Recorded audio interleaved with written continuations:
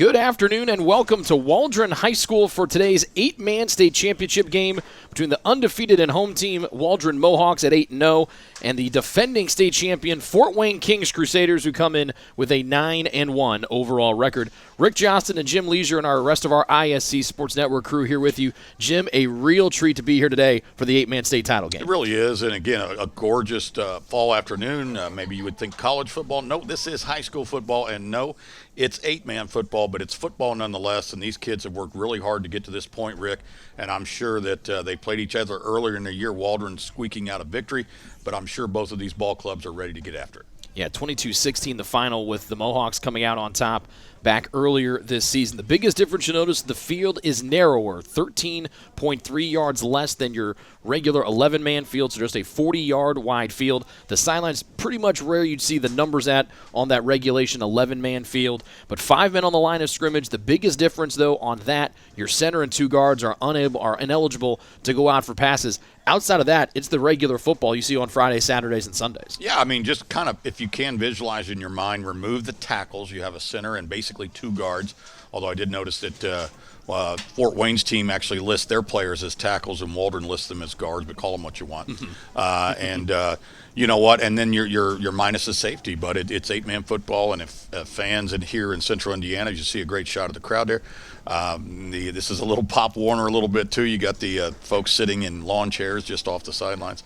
But yeah, you know, again, this is if you're familiar with the Fisher's Freight, recently inaugural season, 8-man professional football. This is very similar.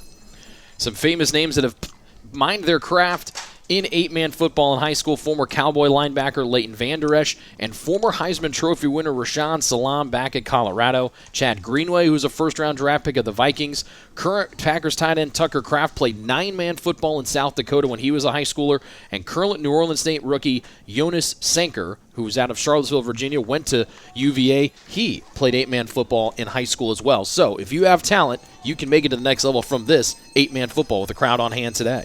Yeah, and you know, again, because nowadays you can't really hide players. I mean, with the internet and all kinds of, videos and things that can be sent out to coaches. There was a time way back in the 70s when if you played at a small school, you could kind of get overlooked. I got a great story, but it's a long one, so I won't tell it here, maybe if there's time later, about Robert Newhouse, who played for the Dallas Cowboys, and how he was found. But, nowadays, if you can play, they'll find you. Rylan Kolb has it teed up. This will be one of the rare times you see him because FWKC, they go for 2 every time after they score, and the 8-man state championship game is underway, taken by one of the upbacks. That's Tad Crosby, who's a pretty dynamic offensive player, takes a nice return as he spun down just across the 40-yard line, and that's where the Mohawks of Waldron will start here on the first drive of the ball game. Yeah, and you saw Fort Wayne there. That Waldron, a very dangerous return team. They have returned, I think, 4 kickoffs for touchdowns and 1 punt return for a touchdown. So they wanted to kind of kick away from their, the good players, but it's hard to do. Good players tend to find the football, and that's what he did. So you see Fort Wayne there in the road white today. Waldron here in the home black. And they're led by quarterback Hunter Dotson, number 1 in black, completing 62% of his passes this season. He has thrown for 16 touchdowns and had 3 picks. A direct snap to him. He can run as well. And the ball might have come free. As you can see, the beanbag get thrown by one of our officials. And the first play from scrimmage, Fort Wayne is saying that they have come up with the ball. We'll see if the folks in the stripes agree with them as well.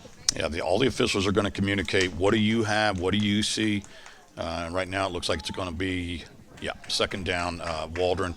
I thought the official was going to signal first down, but it's second down. Great job defensively. You're going to see on the replay here, somebody went in there, and again, if you got a guy wrapped up, go ahead and try to strip that ball out.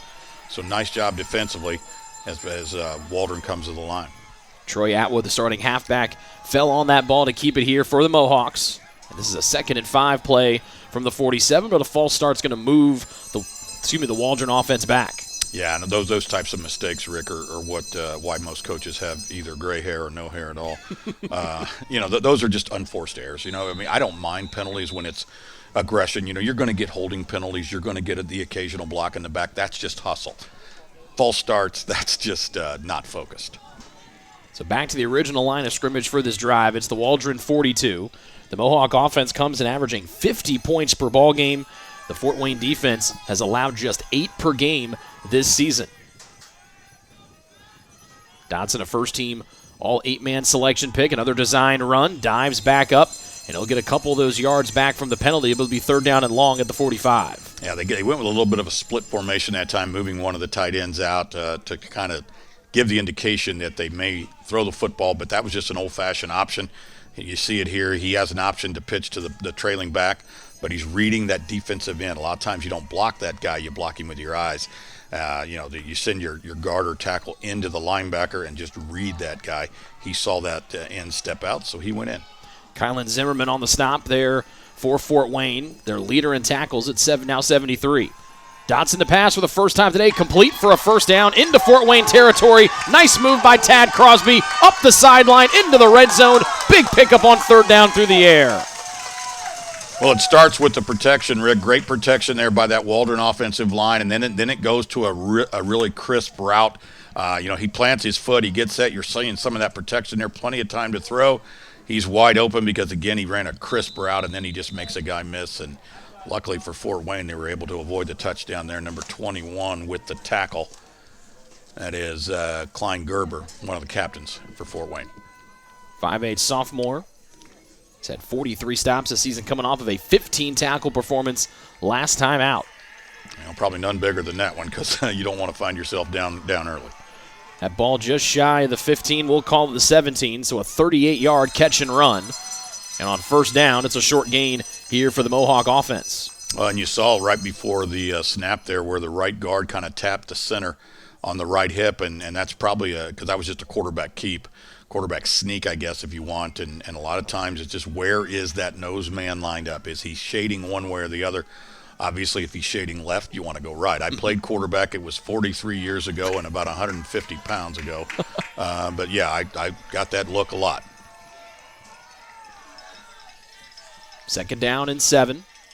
Dotson fumbles the ball, and it will be picked up by the Fort Wayne Kings Crusaders. They thought they had a takeaway on the first play from scrimmage. They get it here, and they're getting the offense on the field for the first time today. Huge defensive play for the Crusaders there.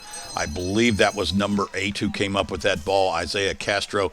It looks like the quarterback just took his eyes off of it.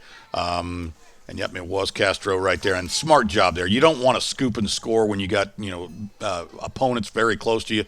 You try to scoop and score, you end up missing it, and then the other team retains possession. So fantastic play by the senior Castro, and now we go the other way. So we have to see the offense for Fort Wayne Kings Crusaders. 2nd week in a row, they have a new starting quarterback, Kylan Zimmerman, who got to start last week. He replaces the injured Garrett Black, who's out for the 2nd week in a row. The Kings Crusaders averaging just over 48 points per game this season. 1st down and 10 on their first possession of the game. Play action. Going to the air, down the middle. Man wide open is Donovan Sproul with the over-the-shoulder catch. Now it's a foot race between him and Crosby, who trips him up on the shoelaces at the 20. But a big play through the air for Fort Wayne. Well, again, the safeties in the corners, they just bid up on that play-action fake. You don't want to have your eyes in the backfield. That stuff does not apply to you, and that's a discipline that you got to really coach into your kids. And, again, we see another touchdown-saving tackle. So we've seen 2 basically big defensive plays, not necessarily great ones because they resulted in huge offensive gains, but big tackle here. Otherwise, again, the Fort Wayne band would be playing as opposed to Waldron's. This is all the way down to the 15-yard line of Waldron. Again, first possession of the game. 8-man state championship game. Fort Wayne trying to pick up their 2nd championship in a row. Waldron making their 3rd straight appearance in the state title game. Zimmerman in the gun. Back to the air once again. Pressure. Goes to the end zone. A double coverage and swatting that ball away was one of the defensive backs for Waldron. That might have been Troy Atwood. It was 22 in black. Well, Atwood is a great two-way player. Very athletic move there. I really like the way Fort Wayne has come out. They're very aggressive. They're going to throw the football. Great protection again. Also, too, you've probably noticed, folks, don't adjust your set. That is a nose man who is 7 feet tall. You're thinking, oh, my God, did somebody leave a grain silo on the field? No, that is, let's see, that is Carson Smith, the senior, 7 foot, 336. Yep. No surprise he's blocked 2 punts this year. I know that comes as a shock. Handoff up the middle. Rylan Kolb, sophomore running back, who's one of those complement of backs in the backfield for the Kings Crusaders. So, again, just a quick hitter off the left side. Good for a couple-yard gain, 3rd and about 8. Obviously, again, you mentioned it, neither team really kicks extra points or field goals. I'm not saying they won't or can't, because we talked to both coaches this week, and they both kind of said, well, we've toyed with it. We get up in games and we toy with it, but that's not a big part of their offensive philosophy. So this is definitely 4-down territory. He's got to look at Smith right there in the middle of that defensive line for Waldron. After the turnover, first drive of the game for Fort Wayne Kings Crusaders. Kolb around the left side trying to find the edge. He got through the first tackle, couldn't get away from the second of Dodson. They'll be 4th down and about medium. We'll call it 4th and 5. Well, Maddox Openshaw was there first, number 0. He kind of wraps him up and basically annoys him long enough for the cavalry to show up as you watch the replay there. And like you said, Hunter Dodson kind of lays the wood to him. So big play here. This is one of those, again, we used to call these band plays. At the end of this play, somebody's band is going to be playing. It might be Waldron's and it might be Fort Wayne's, but this is a huge play. After the turnover, it was 2 fumbles on that first drive for Waldron. They lost the second one after a big play to the 15-yard line through the air to Donovan Sproul. It's a 4th down, and we'll call it 5 here for Kylan Zimmerman and the Fort Wayne Kings Crusaders offense. Motion man, DJ Graber, the tight end. Zimmerman fakes the handoff. He has it himself trying to get to that edge, and he gets walled up and stopped. Big-time defensive stop for the Mohawks as they get a turnover on downs. Well, that's number 1 again, Hunter Dodson, and again, Dodson, one of their leading tacklers, but a really nice play there. Play action, I love the call. I like the idea of you're going to slow the linebackers and basically kind of mess with the secondary a little bit. And you put the ball in the hands of your best athlete, and unfortunately did not work for Fort Wayne. Great defensive stand by Waldron. So we've seen 2 good stops. Let's see whether or not we can get some offense on this board. Atwood might have slid in there as well for the Waldron defense to kind of initially slow down Zimmerman on the zone keep. Now, you probably noticed here, folks, too, there is no play clock, no 40-second clocks in the end zone, so you may see the back judge, who is the official in the back, on the last 5 seconds. He will start the count. I formation, 1st and 10 from the 10, and there comes Troy Atwood, the top running back for the Mohawks. So he leaps forward across the 15, and he'll make it 2nd down and short. Well, both teams now should have the nerves out of the way, right? I mean, we've both had decent drives, and now let's just settle down and do what we do, whether that's Waldron or Fort Wayne. Again, I'm sure this is a state championship game, and I'm sure that the nerves were high, but now it's time to, hey, guys, we've got a good sweat going. Let's go back and just start playing football. Waldron won the regular season matchup against Fort Wayne back on September 27th, 22-16. Awkward snap and almost got away from Atwood. Made a wonderful one-hand catch, but then he gets stripped. And Fort Wayne trying to pick up their 2nd fumble recovery here of the afternoon. But, Jim, we haven't even played 7 minutes yet, and that's the 2nd takeaway here for the Fort Wayne defense, the 3rd fumble in total for undefeated Waldron. Yeah, just unacceptable, if you're Coach Barton and his staff. You just cannot leave the ball on the ground like this. Great athletic move catching that errant snap. But you see how he's got the ball kind of away from his body a little bit on the replay. And trying to get a number there, maybe 21 is the one who kind of pulled it out, knocked it loose. So the 2nd fumble here of the day for Waldron, and that gives Fort Wayne beautiful field position here with just less than 6 minutes remaining here in quarter number 1 of the state title game. And this is one of those deals where you look back on tape, and if things don't go well for you, you say, guys, we had great field position. We weren't able to cash in, so you really got to try to punch something in here if you're Fort Wayne. Halfway home in the first quarter of the 8-man state championship game here in 2025. Zimmerman rolls to his right, throws, complete. This is going to be Kolb, and trying to find his way to the end zone as he bullies his way through a tackler, and it'll be goal to go, as saving 6 was Tad Crosby. Well, this is what, you hear about RPOs all the time, Rick, run pass options. This is what an RPO was when I played. You rolled the quarterback out, and he has an option. If he has a receiver, obviously deliver the football. If he doesn't, keep it, go get a 3-yard gain. We didn't read, we didn't do shotgun snap a lot. So that was an RPO when I was a kid, and Fort Wayne executed it beautifully. 1st and goal from the 3 here for the defending state champs, Fort Wayne Kings Crusaders. Zimmerman is 2nd week at starting quarterback. Rolls to the left, throws off of 1 foot, a jump ball as he wanted to find Isaiah Quatten. It's incomplete. It'll be 2nd and goal. Yeah, same play, just the other way, really. Again, you're on the right hash, so if your quarterback can throw against his body or happens to be left-handed, you want to bring it back the other way. They gave it a shot, and again, great defense by Waldron. Didn't work. We're playing 2nd down. 4-1 is Fort Wayne Kings Crusaders on the road this season. Waldron a perfect 4-0 here at home.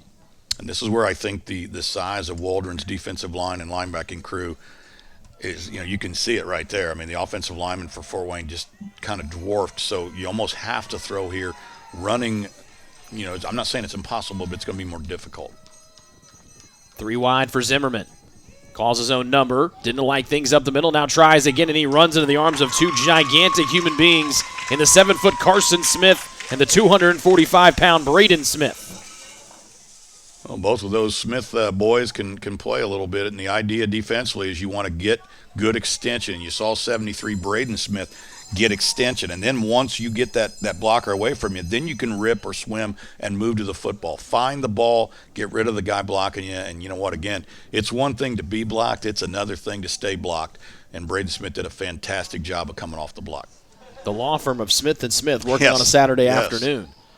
So no gain on the run, still line of scrimmage the 3-yard line.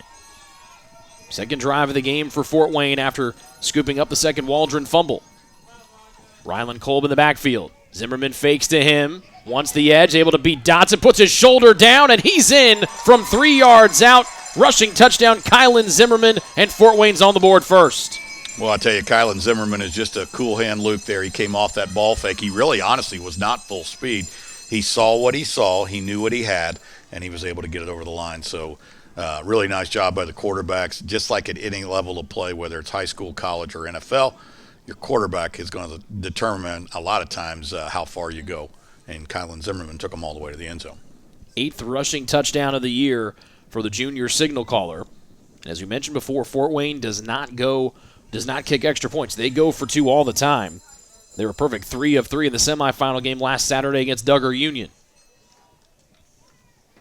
Zimmerman looking to throw. Now he'll tuck it and run, and he gets hit hard and gets knocked back 3 or 4 yards. Big hit by his quarterback counterpart, Hunter Dotson.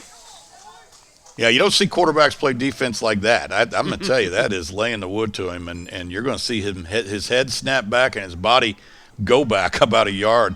That is an absolute drilling. So those 2 points are huge if you can get them. If you don't, obviously the other team's kind of in the same spot, so you're not missing much. But you would like to have it. But hats off to the Mohawk defense to keep them out of the end zone. We mentioned the Mohawks average 50 points per game. Their offense, though, they've been their own worst enemy here on these first 2 drives. That's got to be pretty frustrating for a team that comes in here 8-0 trying to win the state title this year. Yeah, again, it's pretty simple stuff. You don't even have to be a great football coach to really understand that, turnovers, penalties, things, those self-inflicted things are what kill you. If you can play a game without those things, your chances of winning improve. Bob Knight used to say victory favors the team that makes the fewest mistakes. Of course, Coach was a basketball coach, but he was also a big football fan. But that's pretty universal, I think. Rylan Kolb kicks it away. We saw Tatton Crosby on the first kick return. This will be Atwood. He's got a couple kick returns for touchdowns on his dance card this year. And he shimmies his way out to near the 35-yard line as Waldron gets it for the second time today, trying to not turn it over for the 3rd time in a row. Yeah, and that kick, of course, once it goes 10 yards and hits the ground, it is a live football. Either team can recover it, and so Waldron got a fortunate bounce there right up into the hands of the return man. Footballs can bounce funny ways, and again, if you can keep a kickoff from hitting the ground, you're a little further down the road. Hunter Dotson, the quarterback, breaks the huddle here for the Mohawks. 1st and 10 from their own 35. They trail 6-0. Pitch to Atwood. Avoids a couple guys in the backfield. Does not get away from Leighton Kolb. Big stick there, and it'll be a short gain. Actually, no gain on 1st down. Yeah, Leighton Kolb came into the ballgame with 70 tackles, 2nd on the team for Fort Wayne. And, again, just a really nice job of scraping over, finding the football. Again, from a linebacker position, it's a little bit different. Everything's more eyes than hands. You got to see it. That's why they run that drill called the eye opener. If you're familiar with it, you've done it, you know that it can be a little jaw shattering at times. They'll actually give Dotson 1 yard on that hard run. 3-man front here for Fort Wayne. Third drive of the ball game for undefeated Waldron. They trail 6-0. Dotson back to pass, throws a wobbler into traffic, trying to come up and get it was Crosby, and that one batted away by a couple of different Kings Crusaders, one of those being Klein Gerber. Yeah, they got some guys on the Waldron sideline kind of asking for pass interference, but honestly, when the ball goes out like that, it kind of looked at more like a punt than it did a pass, and that's kind of a jump ball, and that's what the officials let them do. You just let them play. Fort Wayne Kings Crusaders, the defending state champions. Waldron last year in the state title game had 5 turnovers. That's what really set them behind things against the Kings Crusaders, and they've turned it over twice already here in this opening quarter. 3rd down and 9 with 3.5 to go in stanza 1. And the first miscue of the day coming against Fort Wayne as Elias Croker got into the neutral zone, and that'll be a free 5 here for the Waldron offense. Well, if your offense can be disciplined enough not to jump themselves, that's a great weapon and a great tool.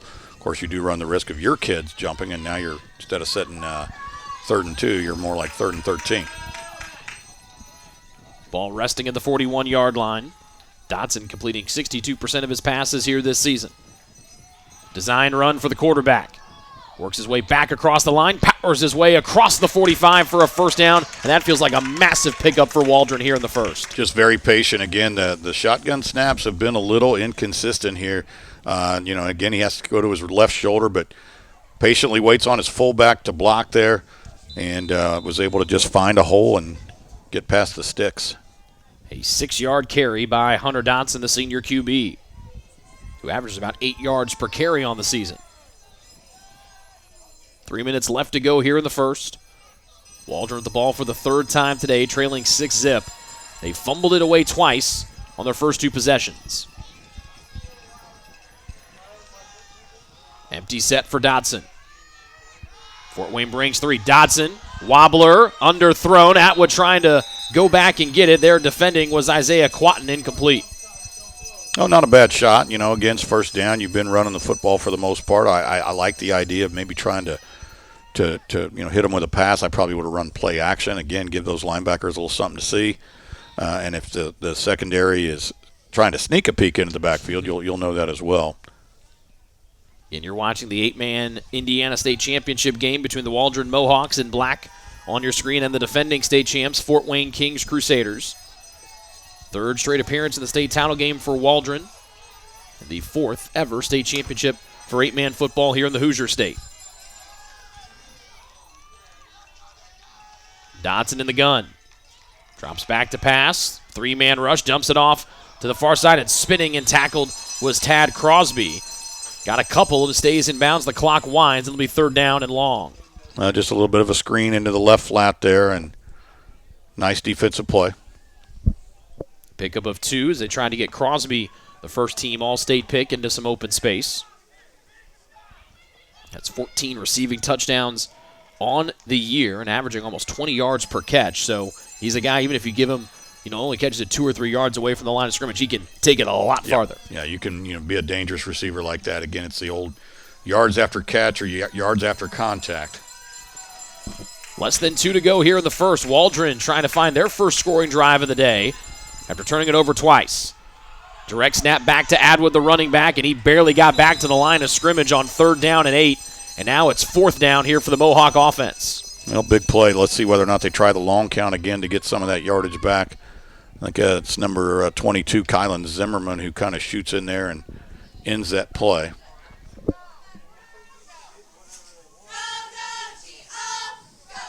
Atwood lines up as the deep man, looking like he's ready to punt this one away to Donovan Sproul, who has a punt return for a touchdown this season.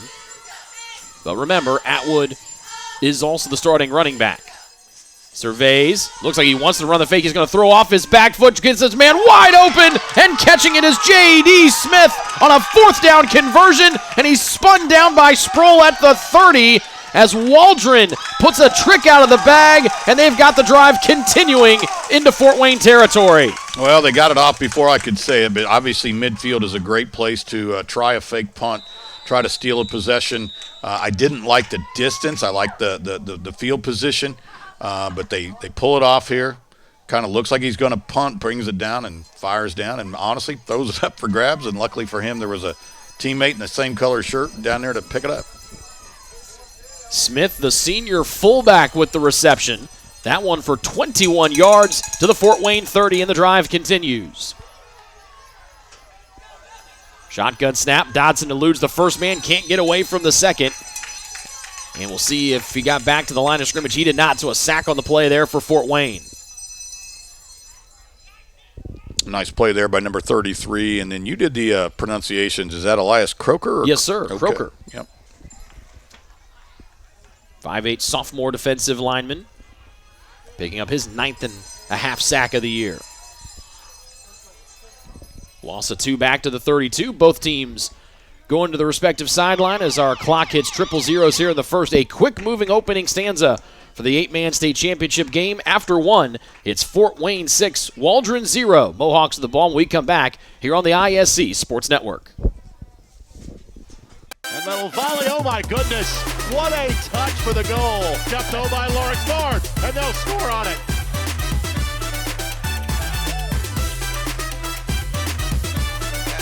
Oh my goodness, give it to him.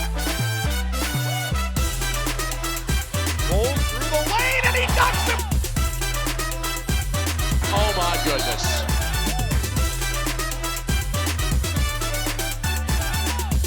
At Mulberry Telecommunications, it doesn't matter whether you play from home, learn from home, or work from home.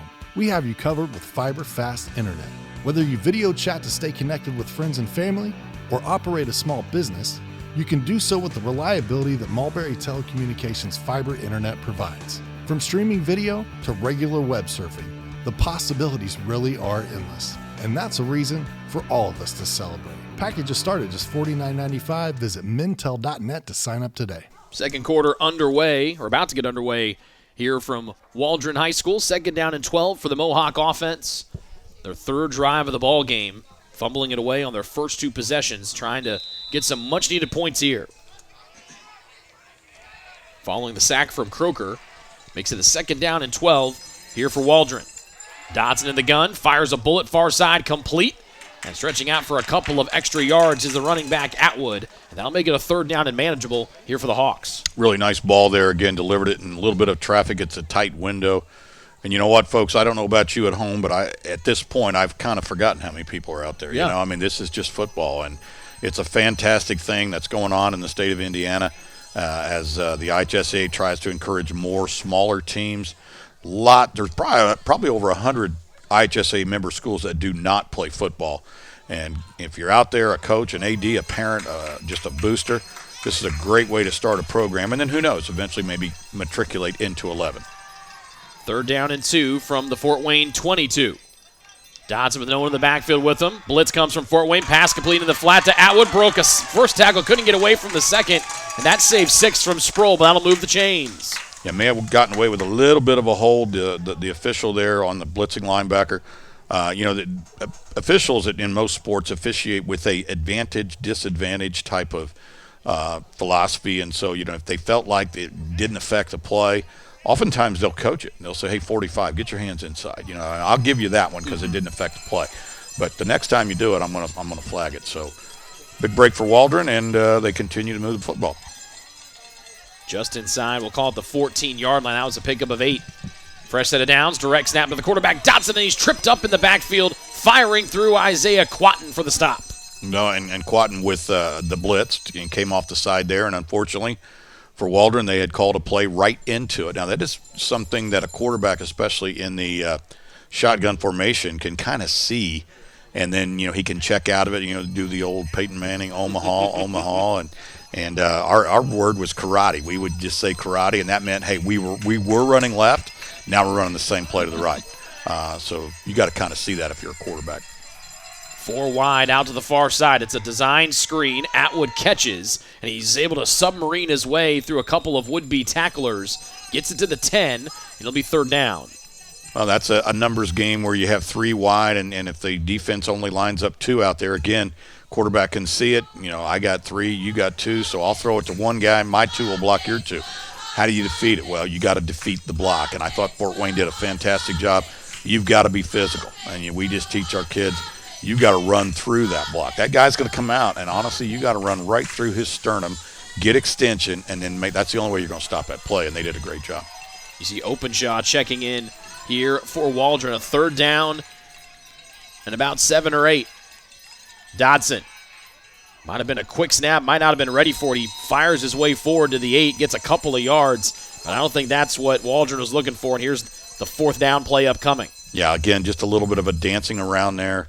Waldron has really honestly struggled a little bit to snap the football, whether it be shotgun snaps or under center snaps. Now, they're not been bad, right? I mean, they're not over his head and stuff, but it really it messes with the timing of the play. You run these plays, you've been running them probably since March, and timing is everything. And when the quarterback has to go to his left or his right or leave his feet, that just messes up the timing. 4th down and 5 is what we'll call it. Play number 14 of the drive for Waldron. They trail by 6. Dodson to the air, jump pass, and underthrown and incomplete. He was looking for Atwood. Quatten was defending, and it's a turnover on downs. Well, that looked like it was going to be maybe a quarterback draw, which when I was an offensive coordinator, I loved the quarterback draw, especially in obvious passing situations. But then again, it was pretty well defended. So now I don't know whether that means that that was a play that they ran earlier in the year and had success. And the coaches at Fort Wayne, Coach Barkman, his staff, had kind of said, all right, guys, 4th in this distance, blah, blah, blah. But they defended it really well, forced him to throw like you said, the jump pass, and it was woefully short. 3rd possession of the afternoon here for Fort Wayne Kings Crusaders. Got the first 2 after a pair of Waldron fumbles. They were able to score their most recent time with the ball thanks to a Zimmerman 3-yard run. And the quarterback, Zimmerman, breaks the huddle.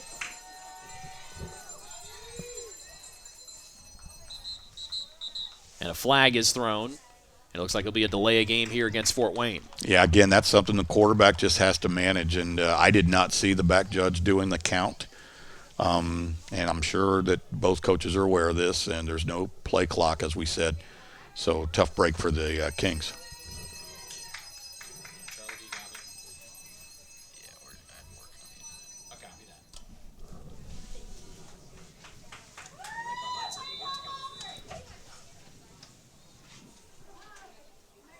So move the Kings Crusaders back 5 yards. Still plenty of time left to go here in the second quarter. Zimmerman has a man in motion. That's Isaiah Castro. Give to Cole. Ran into one of his own men, and that allowed the Waldron defense and that defensive line to get there and stop him for a loss as Fort Wayne going in the wrong direction. Yeah, this is going to be interesting. Again, both teams have punters, and I know Fort Wayne's punter is Donovan Sproul, averages about 36.5, so he could get him out of this hole a little bit. But this is a tough spot to be in. 2nd down and a bunch for those fellas right there, the defending state champs and Indiana 8-man. Zimmerman, you saw him just pop out of the screen. He's going to line up wide at the bottom of it. They'll keep Donovan Sproul, the 5'11 sophomore, in the Wildcat. Design run for Sproul, trying to get to the corner, and he puts his shoulder down, then he takes a big hit just shy of the line to gain. Big hit in there on 2nd down. And there is a flag on the play here, so we see it's a hold. Because it was little to no gain, I'm going to guess Coach Barton and his staff are going to decline it. Just honestly put your best athlete in the backfield, snap the football to him, and that's as old as Pop Warner, okay? That's one of the oldest plays in football. Just try to get to the corner. Doing a acknowledge our officials today. The referee is Kurt Anderson, umpire Mike Morrill, head linesman Robbie Miller, line judge Ron Allen, and back judge is Mark Sexton. Big honor for them to be able to referee the state championship game here today. It always is. And again, if you're out there, and you think you would like to get into officiating, contact the IHSAA, IHSAA.org. They'll walk you right through the process, regardless of what sport you enjoy. We need more officials, and it is an honor for these men. Second and long from their own 4. Zimmerman out of the shotgun, rolls, throws, complete. That's Sproul.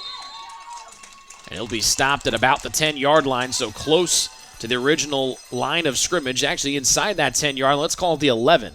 It'll be third down here for the Kings Crusaders. Yeah, I was a little surprised that Coach Barton and the Waldron staff accepted that penalty. I think I would have played 3rd and 10, and so this would have been the 4th down play. But again, you make your own decisions, and you go back, you watch film, and sometimes you go, you know what, if we're in this situation again, we may want to consider the other alternative.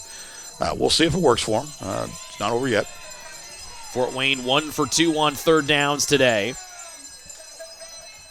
They need the 19-yard line. So about a 3rd down and 7 here. Going to the backfield was Zimmerman. Looking to throw. Does complete. Almost dropping it out of bounds was his running back out of the backfield, Rylan Kolb. But he got enough for the first down beyond the 20. We'll call it the 22 or 23. Really nice clearing route there. You line up wide and you run off the defenders and then sneak the back out of the backfield just right about linebacker depth. And, again, because you're rolling to the quarterback's arm side, pretty easy throw. Nice play. Good design. A gain of 10 on 3rd down and 75% or so, 7 or 8. Of course, the clock stops in high school football because he went out of bounds. You see it at the college and NFL level where they restart it. Not here. Castro at the bottom of your screen. They get an empty set once again here for Zimmerman. 4-man rush, delayed blitz from Dodson. Zimmerman pass complete, and he found Kolb on the near side, and this time he goes to the far side. It'll be 2nd down and short out to the 30. Well, again, same play, just different direction. And again, hash marks play a lot of that. You want to run that into the field, not into the boundary. I mentioned the rule differences. There are rule changes. I mean, the rules on Sunday are different than the rules on Saturday and are different than the rules on Friday night, and by that I mean high school football. Now, they're mostly the same, but there are quite a few differences, and sometimes you'll hear fans yelling, that's not a catchable ball. Well, that's not a high school rule. So, our official stop play for the time being, a flag is thrown. Remember, this field with 8-man football is narrower, only 40 yards compared to the 53.3 that you see in both in high school, college, and in the pros. False start there against the Kings Crusaders. We'll move them back 5.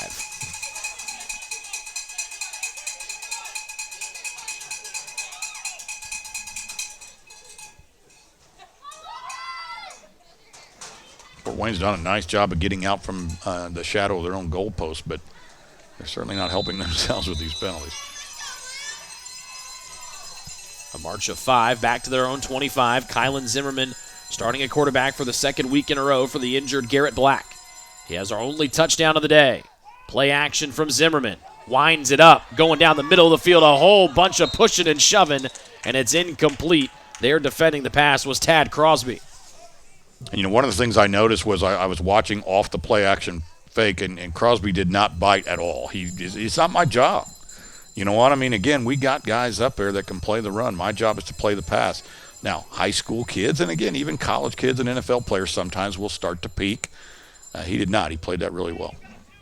Isaiah Quatten was the intended target. Elias Croker was exiting. They'll keep Hittman there as a running back. Rylan Kolb exits for Fort Wayne. Less than 6 to go here in the 2nd quarter of the 8-man state championship game here in the Hoosier state of Indiana. Fort Wayne with the ball, leading 6-0. They're the defending state champs. Waldron making their 3rd straight appearance in the state title game. And a timeout taken here by Fort Wayne. We'll step aside. 3rd down play coming up next here on the ISC Sports Network. At Mulberry Telecommunications, it doesn't matter whether you play from home, learn from home, or work from home. We have you covered with fiber-fast internet. Whether you video chat to stay connected with friends and family, or operate a small business, you can do so with the reliability that Mulberry Telecommunications fiber internet provides. From streaming video to regular web surfing, the possibilities really are endless. And that's a reason for all of us to celebrate. Packages start at just $49.95. Visit mintel.net to sign up today. Packed house here at Waldron High School for the 8-man state championship game here between the Mohawks of Waldron and Fort Wayne Kings Crusaders. A rematch of last year's title game with Fort Wayne coming out on top. And, that's another thing to consider. I was an athletic director for a year, so I had to be, worried about money, coming in, going out. When you have a football program, I don't know what we got here today, Rick, but again, it's $5 a head. There's probably at least, 800 to 1,000 people. That's $5,000 that goes into the Waldron program, and unless at this level they might split it. But that's another reason why. I mean, that pays for soccer uniforms and track uniforms. Football can be a cash cow for a school at any level. Shoulder to shoulder in the bleachers and shoulder to shoulder on the sidelines outside of the team boxes, obviously. Zimmerman, a give on 3rd down and long, and the ball came free, and this time it's Waldron saying that they have it and they do as the Mohawks get their first takeaway today. Well, a big, again, great job by that defensive line there. You see the big fella there for Waldron in Carson Smith. He's celebrating. He may have been either the one that knocked it loose or picked it up. Let's see. Yep. Well, he kind of was there. The hit looked like it was 22. Troy Atwood that knocked it loose. But, again, 550, 545 looks like. And, again, this is a huge opportunity for Waldron to atone for some of their earlier mistakes. Elias Croker on the fumble. Remember, he was the one that was running onto the field late with Fort Wayne having to take that timeout. The Mohawks looking for their first touchdown. Another snap to the side of Atwood. He's able to gather this one in and make something out of it. Last time that happened, he fumbled. This time, he gets a first down and more.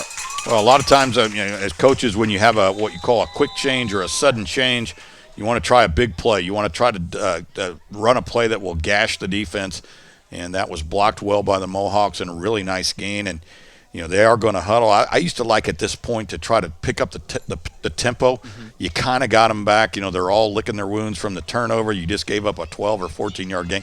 Guys, let's get back up there and let's go now. It is a 14-yard gain to the 11 of Fort Wayne. You see Hunter Dodson, the starting quarterback, on this cool afternoon here in Waldron, Indiana. Design run for the QB right up the middle. He'll get stopped short of that 10-yard line. As Croker, the first one there to take him down. Looked like that was an option, and you look out there and you see 22 Troy Atwood kind of with his palms up going, hey, man, pitch it. There was nobody with me. Now, I'm going to assume that both teams probably have coaches either in the stands or on the top of the press box, and that's what those guys are doing. They radio down and they say, look, ain't nobody going with the pitch man. Now, you don't have to run it right now. You can kind of put it in your pocket and keep it for later, but that's what those coaches kind of get paid to do.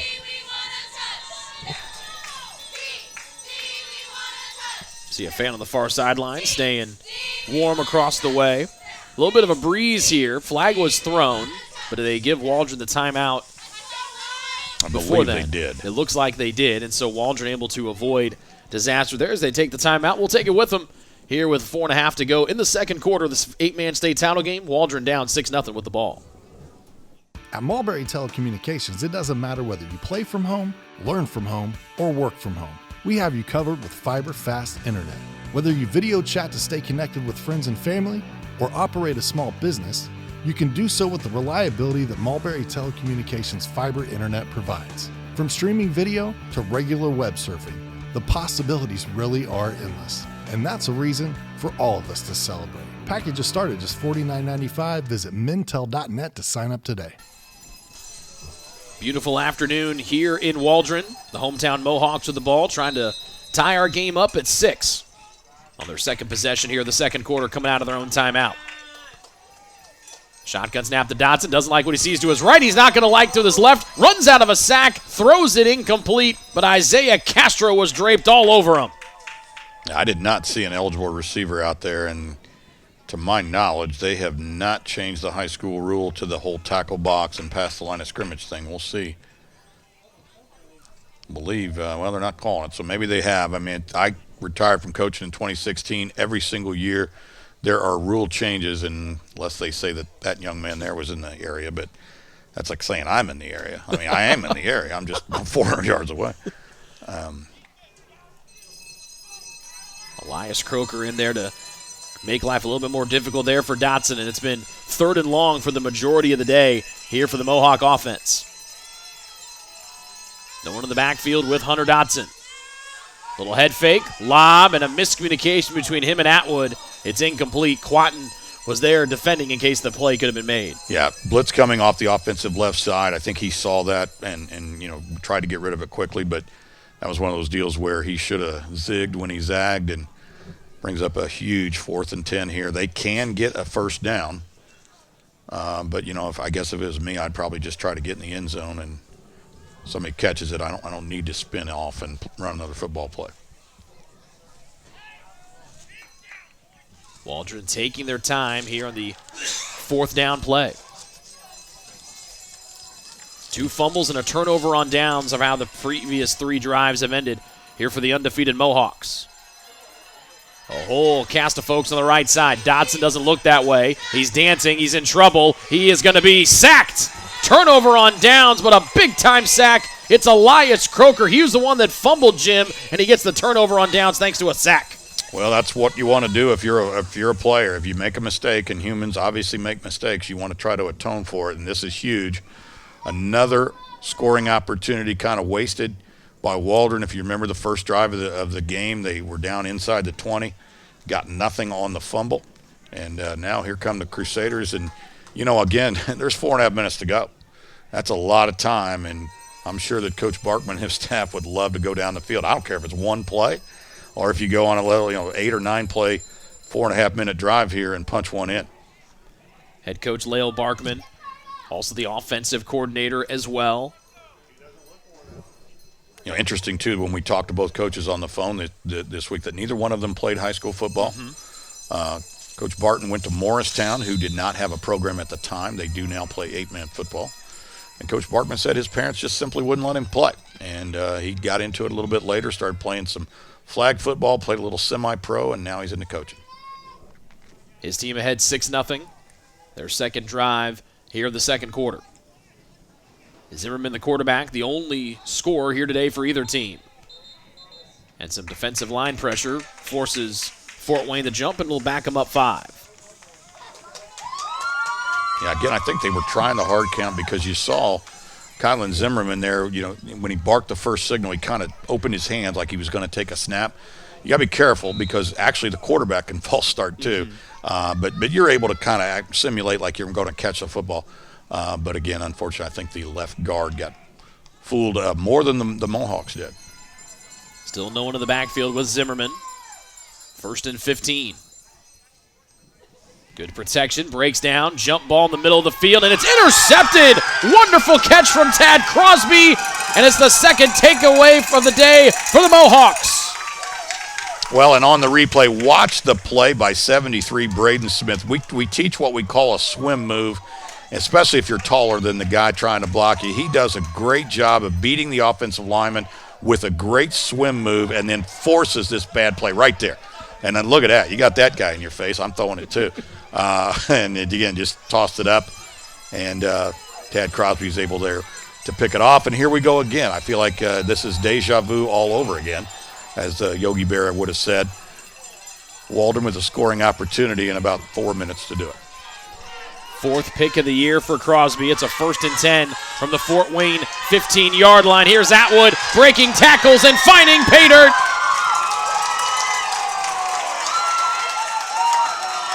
No flags. Again, huge football play on the quick change, sudden change. It looked like a little bit of a counter. It could have been maybe a bad snap to the right, but you saw Atwood catch the snap, step right, and then come back to the left and was able to just find the hole, and we'll see if they blocked it that way. Yeah, that was a counter. Nice job. 10th rushing touchdown of the season for Troy Atwood. And going for 2 are the Mohawks. They've tied this thing up at 6. Yeah, there's been so many, honestly, snaps to the right and left. I wasn't sure. Yep. I did see him go that way. Dotson under center for one of the few times, if not the first time here today. Gives to Atwood, looking for the 2-point conversion, and runs in to that Fort Wayne front as Leighton Kolb was the one to haul him back with a bunch of his teammates. 2-point try, no good, and we're tied at 6. Well, they went with the second oldest play in football, Pop Warner. The first one was the end around, the next one's the ISO. Fullback right up the middle, but nice job by that King defensive front to thwart the 2-point conversion. There's 2 turnovers in the first quarter for Waldron. They get 2 takeaways here in the second. As we mentioned, they had 5 turnovers in the state title game a year ago against this Fort Wayne bunch.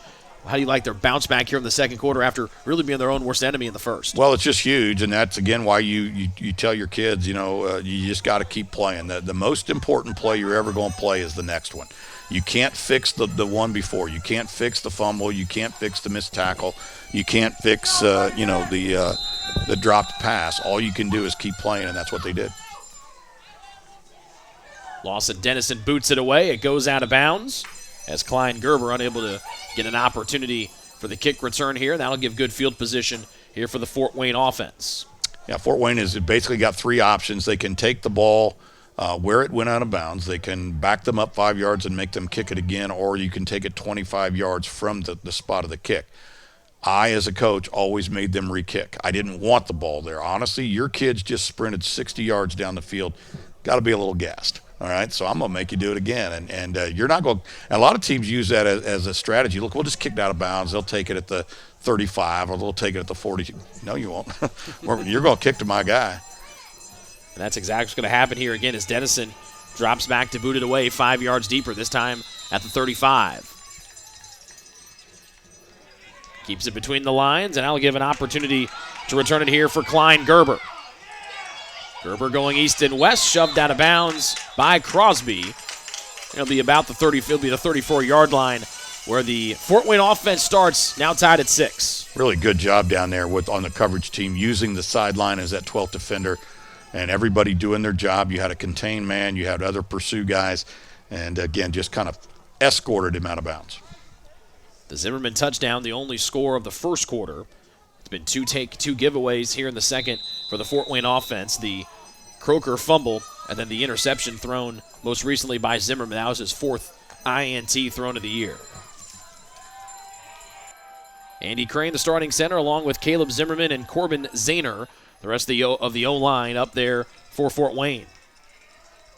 1st and 10, empty set. Zimmerman has to move the pocket.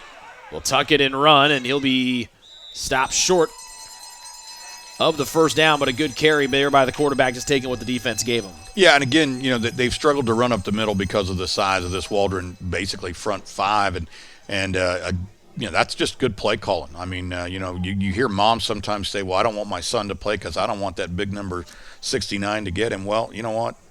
Run away from him. If 69's tackling your kid, maybe your kid shouldn't have to worry about a valedictorian speech because he's running right into him. Run around him. A gain of 8 up to the 42 as Zimmerman called his own number on that first play. Throw and complete. Nice over-the-shoulder grab by Sproul, and he's into Waldron territory at the 48. Good ball, good route. Pretty good defense, too. I mean, that's just hard to defend, but once again, Braden Smith with the swim move and beats his man. Now, if you're an offensive lineman, he's beat you with a swim a couple times. There is a technique that we teach offensive linemen to defeat that particular move. Now's the time you need to pull it out. See, here he goes, the swim move. That's a gain of 9. And Crosby on the stop as Sproul was looking for some running room. Actually, they will say it's up to the 48, so give him the full 10. Sproul, the first team all 8-man selection this year for the sophomore wideout. Less than 2.5 to go before recess. Zimmerman fires a bomb to the sideline and trying to go up and haul it in was his intended man, Silas Pfister. And it looked like it was Openshaw there defending on that jump ball. Yeah, just almost a false start. Those offensive linemen are kind of rocking back in their stance just before the snap because, again, that they want to get that added half step to try to defeat these monsters up front for Waldron. And, again, you got to be very careful. Your O-line coach has to remind them, guys, I get it. Now, there's things you can do. You can back – the rule is your head has to break the center – the center's hips, so you can back up in your stance without rocking back. 2nd and 10, and it was Openshaw defending the corner. Low snap, Zimmerman off to run in himself. Gets a block out front, veers his way back in, and it looks like he got the first down, and he did, close to the 35. Nice run there by the QB. And another thing schematically, Rick, again, when you're running out there, you don't need to block those big guys. Don't even touch them. Send your offensive lineman up to linebacker depth or into the secondary, but don't even touch him because, again, and he's a great player, but if 69 catches my best athlete out there on the perimeter, then we need a new quarterback. It's as simple as that. We played teams where they had huge offensive linemen, and I'm not lying. We played entire football games where we never once laid a hand on them. 10-yard scamper for Kylan Zimmerman. Second week in a row as the starting quarterback. Wildcat here for Sproul, and he runs right into a defender, and Lawson Dennison drops him for a big-time loss. Looks like we are going to have an injured player here, but I don't know, again, if that was just an offensive lineman getting beat. Well, he kind of ran right into the block. 51 had him pushed out, and he tried to run over the top of it. That's Caleb Zimmerman, 51, with the block. So sometimes you got to be smart, too, where you run. And we will step aside as they are taking a look at the injured Fort Wayne King Crusader player. We're back with more. You're watching the 8-man state championship game on the ISC Sports Network.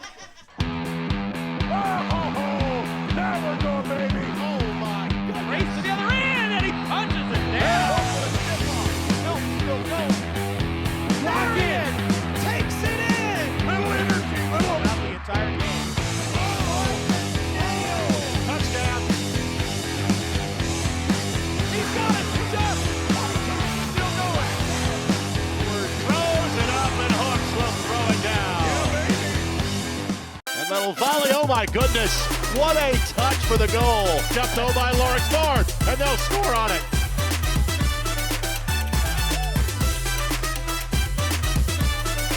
Oh my goodness, give it to him. Rolls through the lane and he knocks him. Oh my goodness.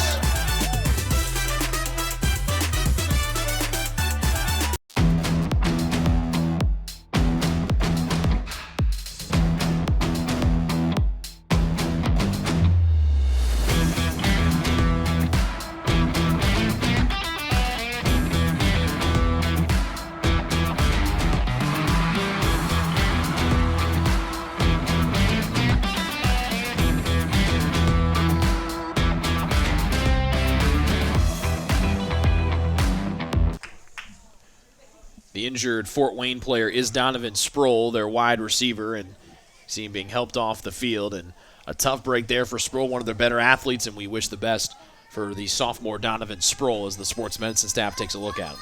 Yeah, and as a coach, I always kind of watched how they went off the field, how much assistance they needed to kind of determine whether or not I might get him back. That did not look good, frankly. I have no idea, and I don't want to speculate in whether it's an ankle, a knee, a hamstring or what, but that did not look really good as they took him off there. Didn't put any weight on one of those legs. He was helped off the field, and it'll be a 2nd down and 16 after the big-time loss on the design run with Sproul.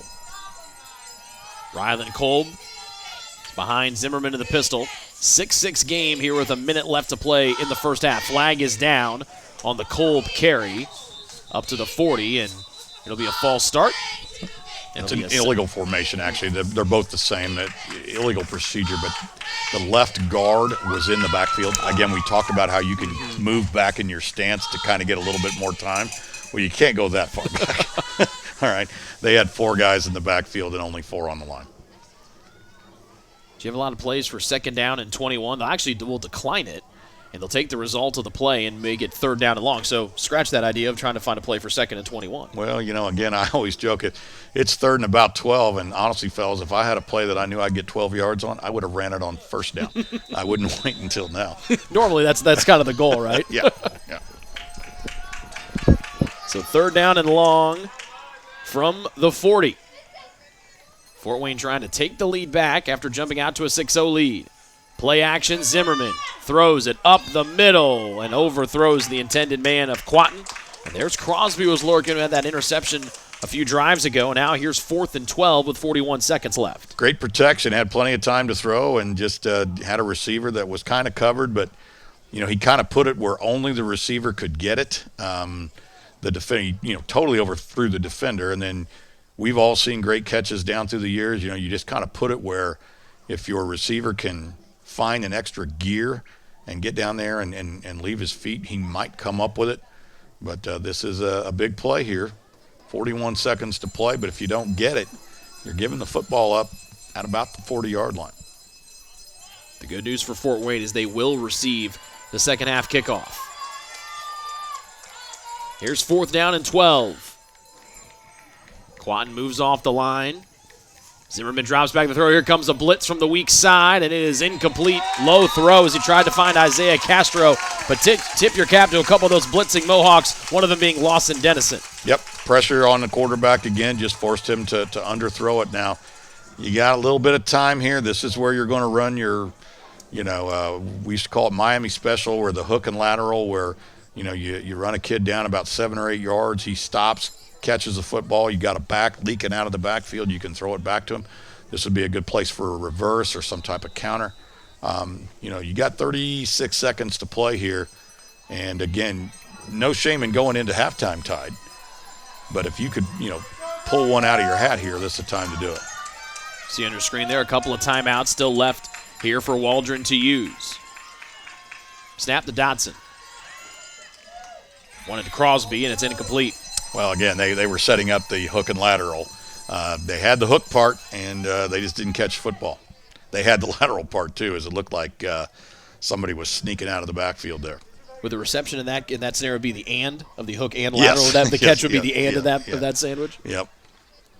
And you know what? You catch a football with your eyes, and I'm sure we see it all the time.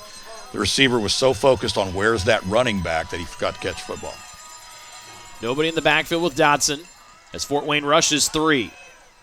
Jump ball far side. Atwood out of the backfield, catching it into Fort Wayne territory inside the 30. Now he stayed in bounds, so the clock will stop briefly while they set the chains, but once they set the chains, the clock will start. So Waldron has to either hurry up there and spike it, or they got to be ready to take a timeout. And this is where, and they are going to take a timeout. This is where the assistant coaches have to step up and be in Coach Barton's ear and say, this is what we need to do. As you see the replay, again, as a coach, you say, how in the world does that guy get that open? I don't think they're going to run a fullback dive here, fellas. I think there's 25 seconds left, and they're probably going to throw deep. So, but they're kids, and kids don't always do what they're told. My parents are nodding at home right now that you said that, by the way. 30 yards on the pitch and catch between Dotson and Atwood. Troy Atwood's been pretty good out of the backfield today receiving-wise here for the Mohawks. So one timeout left for Waldron with 25 seconds left to go here before halftime. Mohawks fell behind 6-0 after the first. Lots of ways to stop the clock on offense. Incomplete passes, run out of bounds. This is where you want to coach your kids too. Hey, don't fight for extra yardage here. Get out of bounds. Stop the clock. 1st and 10 from the Fort Wayne 25. Pressure comes. Dotson hit as he's thrown and intercepted by Isaiah Quatten. But he dropped it. Or did he? No, he caught it. Yep, they're going to say it was a catch. And now, again, coaches are different, but if I'm Coach Barkman here, I'm just taking a knee. I'm more than happy to go into halftime tied at 6. This could have been a lot worse. Quatten's second interception of the season and second INT in as many weeks. And that pressure up front forced him to throw it. For Dotson, that's the second interception that he's thrown today, or first interception he's thrown today. That was number 80, DJ Graber, and he's one of the defensive captains, a senior, one of the guys that both coaches mentioned as players to watch, and wasn't really able to get great contact, but I think he was just there enough to disrupt the pass. The third turnover of the day from the Waldron offense, and that was their undoing last year in the state championship game against this Fort Wayne bunch as they lost, turning it over 5 times that day. Zimmerman and the Kings Crusaders offense looking like they want to potentially get some points for the end of the half, and a big-time misdirection play. It's Elias Croker rumbling up the sideline, and he's finally shoved out of bounds near midfield, but the sophomore with a big-time first down run. Well, like you said, just ran the little counter here, and luckily for Waldron, you have 2 defenders who took a fantastic pursuit angle there. You see Atwood there, and again, shoves him out of bounds, but if he doesn't get him out, then Crosby's there, and, hats off again. That's why Coach Barkman is still coaching and I'm broadcasting. 36 yards on the romp for Croker. With 12 seconds and 2 timeouts, does Fort Wayne have some magic here at the end of the first half? They give it to the big fella Croker again, and he's hammered down right as he crosses midfield by Braden Smith and a couple of other defensive players up there for Waldron. Fort Wayne takes time out there. Now, again, to me, that could have been an illegal formation as well. It looked to me like the right guard or right tackle for Fort Wayne was way back in the backfield, giving them 4 backs and 4 linemen. And you got to have 5 on the line in this league. An 8-man football, and your typical your offensive linemen are just a center and 2 guards, and so that's where your 5 offensive linemen come in. Yeah, and, again, officials will sometimes say, again, if they don't feel it affected the play, and they actually went left, so it didn't really affect much. So, but they'll say, hey, 51, you might want to scoot up, son. And some people say, well, they shouldn't be doing that. Coaches coach and officials officiate. But you know what? Preventive officiating, especially in high school, I think is good stuff. You don't want to give anybody an advantage, but you can still say, look, move up, kid. And then if he doesn't, you flag it. 2nd down and 7. Ball at the Waldron 49-yard line. Might be the last play of the first half. Zimmerman looking for some daylight. He gets swallowed up. Big-time sack there for the Waldron defense. And it was either Braden Smith or Terrence Springman that came in for the stop. And it was Smith, big 73. And that, as you see, will end the half as you see both teams scampering off to their respective sides here. I don't think there's necessarily locker rooms here. And corners. It's kind of like a boxing match. Yeah. Each man to their corner. Yeah. First half in the books for the 8-man state championship game. Fort Wayne trying to go back-to-back and defeat Waldron in the title game for the 2nd year in a row. We are deadlocked at 6 here from Waldron High School on the IHSAA Sports Network.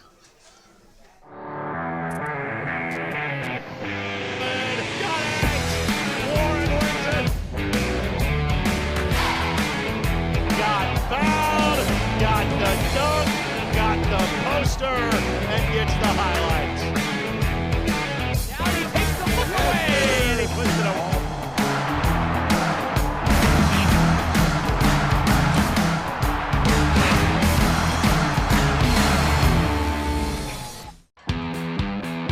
Oh, there we go, baby. Oh, my God. Race to the other end, and he punches it down. Still going. Back in, takes it in. Little energy, little. Out the entire game. Touchdown. He's got it. He's up. Still going. Throws it up and Hooks will throw it down. And little volley. Oh my goodness! What a touch for the goal. Jumped over by Lawrence North, and they'll score on it.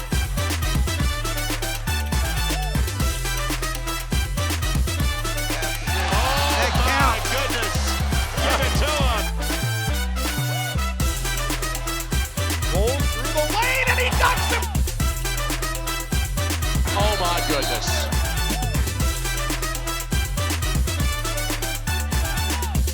At Mulberry Telecommunications, it doesn't matter whether you play from home, learn from home, or work from home.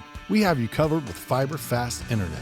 Whether you video chat to stay connected with friends and family, or operate a small business, you can do so with the reliability that Mulberry Telecommunications fiber internet provides. From streaming video to regular web surfing, the possibilities really are endless. And that's a reason for all of us to celebrate. Packages start at just $49.95. Visit mintel.net to sign up today.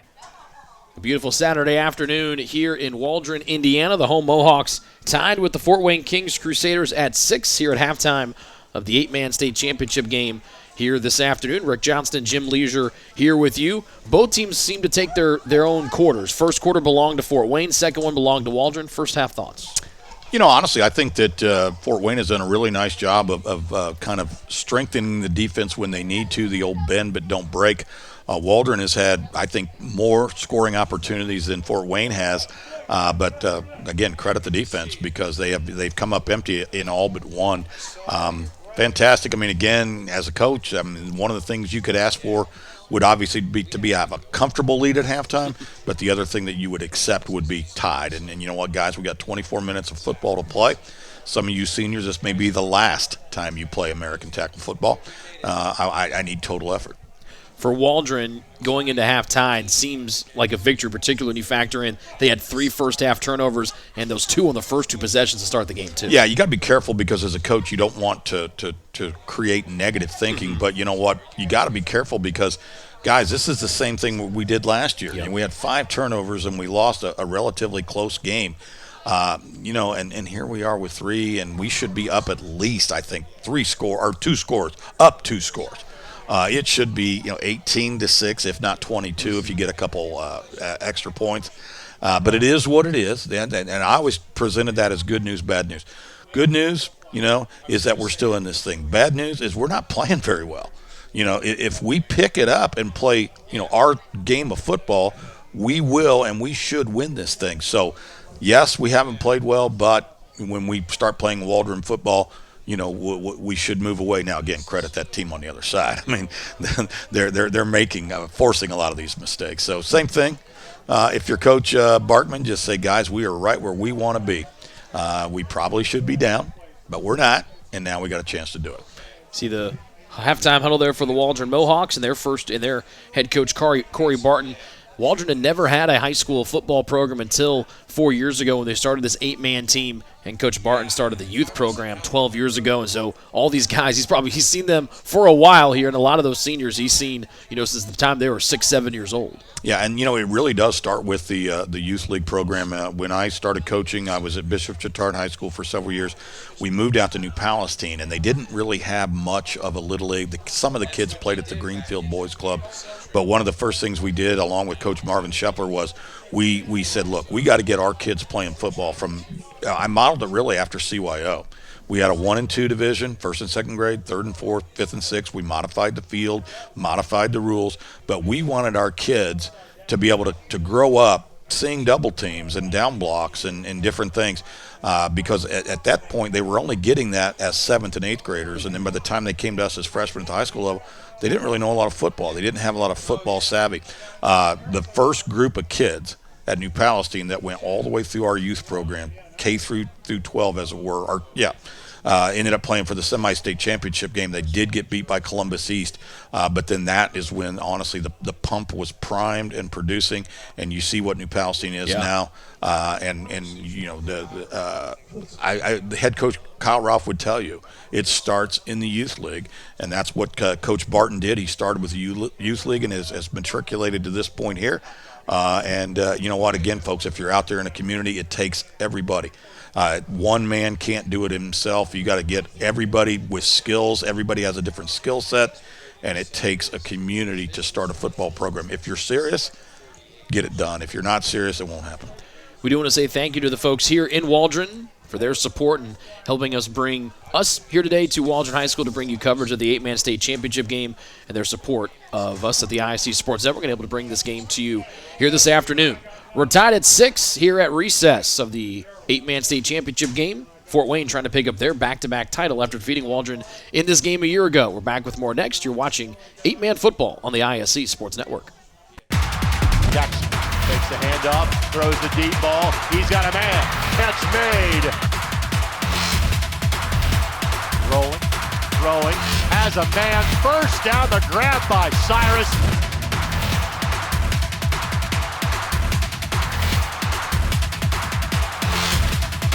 Billingsley keeps. Billingsley spins away from the tackle. Still going. Touchdown, Snyder.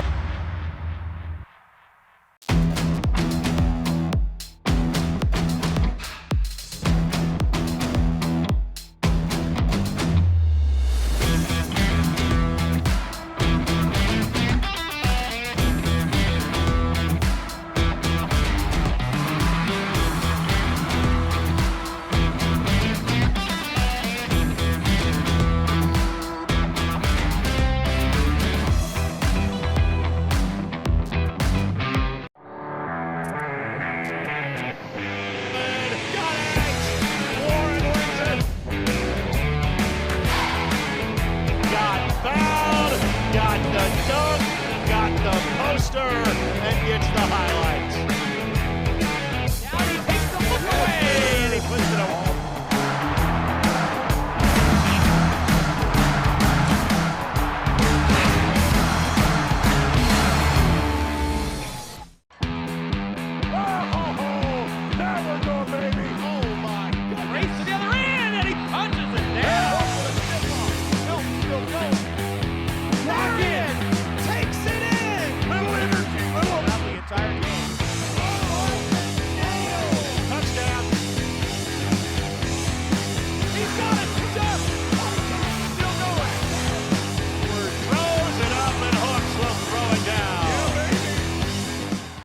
Volley, oh my goodness, what a touch for the goal. Jumped over by Lawrence North, and they'll score on it.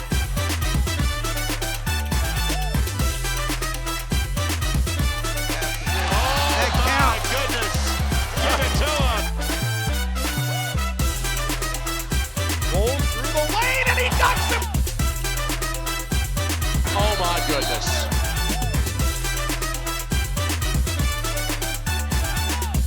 At Mulberry Telecommunications, it doesn't matter whether you play from home, learn from home, or work from home. We have you covered with fiber-fast internet. Whether you video chat to stay connected with friends and family, or operate a small business, you can do so with the reliability that Mulberry Telecommunications fiber internet provides. From streaming video to regular web surfing, the possibilities really are endless. And that's a reason for all of us to celebrate. Packages start at just $49.95. Visit mintel.net to sign up today. 6 apiece here at halftime between defending state champs Fort Wayne Kings Crusaders and the Waldron Mohawks. The all-state teams and the first teams were announced for the 8-man teams in the state of Indiana, and we have those here for you now. Jim Leisure, you have those names for us. Yeah, you got the graphic up there as well, Rick. But again, no surprise, the two teams playing for the state championship have the most kids. You see Tad Crosby, Troy Atwood, Hunter Dawson, Lawson Dennison, Braden Smith, Maddox Openshaw, and Joey Worley. For Waldron, DJ Graber, Kylan Zimmerman, Donovan Sproul, Elias Croker, Leighton Kolb, and Isaiah Castro for the Tri-State King Crusaders. Now, Morristown, again, this is part of the same school district as Waldron. Davis Stover, Thane Cole, Dylan Palmer for Indiana School for the Deaf, and that is a team that used to play 11, has come down to 8 to try to restart their program. Matthew Sadi, Cameron Scherer, Anthony Sylvie, Keaton Maish for Rock Creek Academy, Titus Horton, Cohen Washel, and for the Duggar Union Tigers, another former 11-man team that has come down, Jerry Pearson, Eastland Smith, Hudson Head, Elias Eads, and Westland Smith. So congratulations to those young men. All pretty good football players and all playing 8-man football. So, again, if you're out there in your community and you're thinking we can do this too, believe me when I tell you, you can. Traders Point also has participated in years past. They did not have a team this year, but their plan is to come back and join the fold and get the full 8 teams for 8-man football back here in Indiana. Like Jim mentioned, Rock Creek Academy, Duggar Union, and Indiana School of the Deaf, or of the Deaf, excuse me. They for the Deaf, excuse me. They were former 11-man programs, dropped down to 8. The 8-man teams that have jumped up to 11-man that you see playing on Friday nights: Fort Wayne Blackhawk Christian, Irvington Preparatory, and Faith Christian in Lafayette. So there is a path to either stay in 8-man if that's what you like, or if you'd like to build it up once you get your numbers big enough, you can take it to the 11-man level. So a lot of options, but the key, like you mentioned, if you're interested, get the support and get it started. Yeah, it starts, again, probably with the administration, the principal, the athletic director's office, the coaches, but the parents and the community, the sponsors, because it does take a little bit of money. Obviously not as much money. I mean, Waldron doesn't have to buy 100 helmets and 100 sets of shoulder pads. They probably only got to buy about 25 or so, because you got to have, different sizes and stuff. But, you mentioned those teams that have, gone up. Now, here's another thing. This year in Indiana high school football, 3 11-man teams, due to low numbers, injuries, different things, have had to cancel their season in the middle of the year. And those, in my opinion, are teams that could probably benefit by coming down and playing 8-man football for a couple years, ignite your program. And then, if you look around and you go, holy cow, we got 28 kids, right? Then you can talk about maybe going back up. If not, stay down here and continue to play. Football teaches so many things, just like every sport does: volleyball, tennis, golf, track. The life lessons that these kids learn playing football they'll use for the rest of their life. They're probably not going to tackle and block much. Okay, that might be frowned upon on the street. Yeah, that's assault and battery. Yes. We have laws. So this is an opportunity for kids to grow as human beings.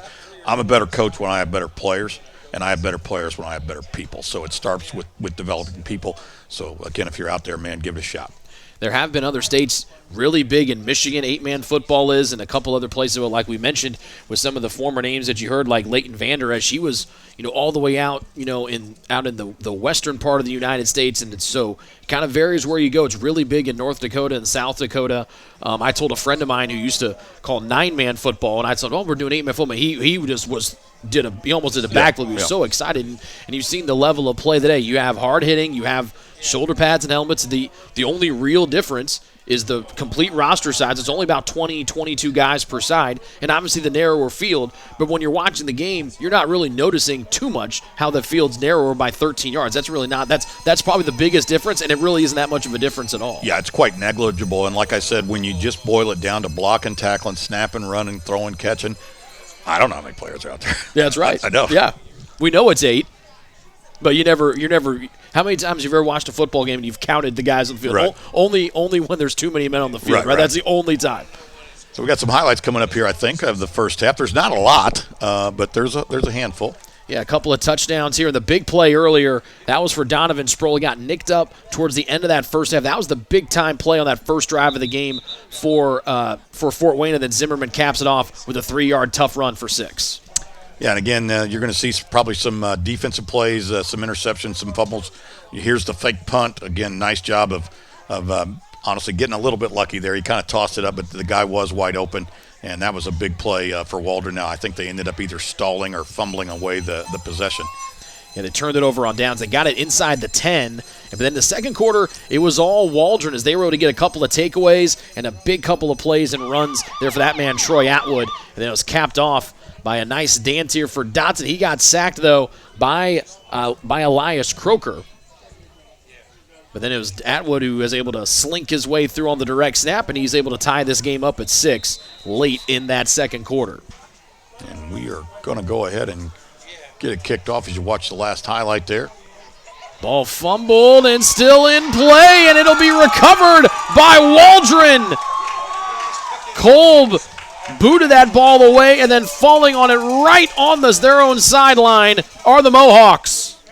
Well, eventually, Waldron has benefited now from, basically a miscue. That ball, again, is a live ball if it goes 10 yards and hits the ground, and you can see that it does. Again, probably should have came up and caught that in the air. You see how now footballs bounce funny ways. Waldron gets a little bit of a break that this ball did not get out of bounds, and the official's right there on top of it. You actually had 2 officials right on top of it. Big break for the Mohawks. And Troy Atwood, who had the rushing touchdown in the second quarter, falls on it here for the Mohawks. And after looking at it, they're going to have to play defense to start here. They start 1st and 10 from the Fort Wayne 35. Just underway here in the second half of the 8-man state title game. Dotson takes a big hit right when he got back to the line of scrimmage. Yeah, I think that was 17, Leighton Kolb that got him there. But again, normally you try that big play right after the sudden change, and again, you got to believe that all of the halftime, or at least most of the halftime for Coach Barkman over there at Fort Wayne, was setting up this first offensive drive, and now, that's been laid to waste. So now you got to figure out how to defend here real quick. A gain of 1 for Dotson on the design keeper as he breaks the huddle.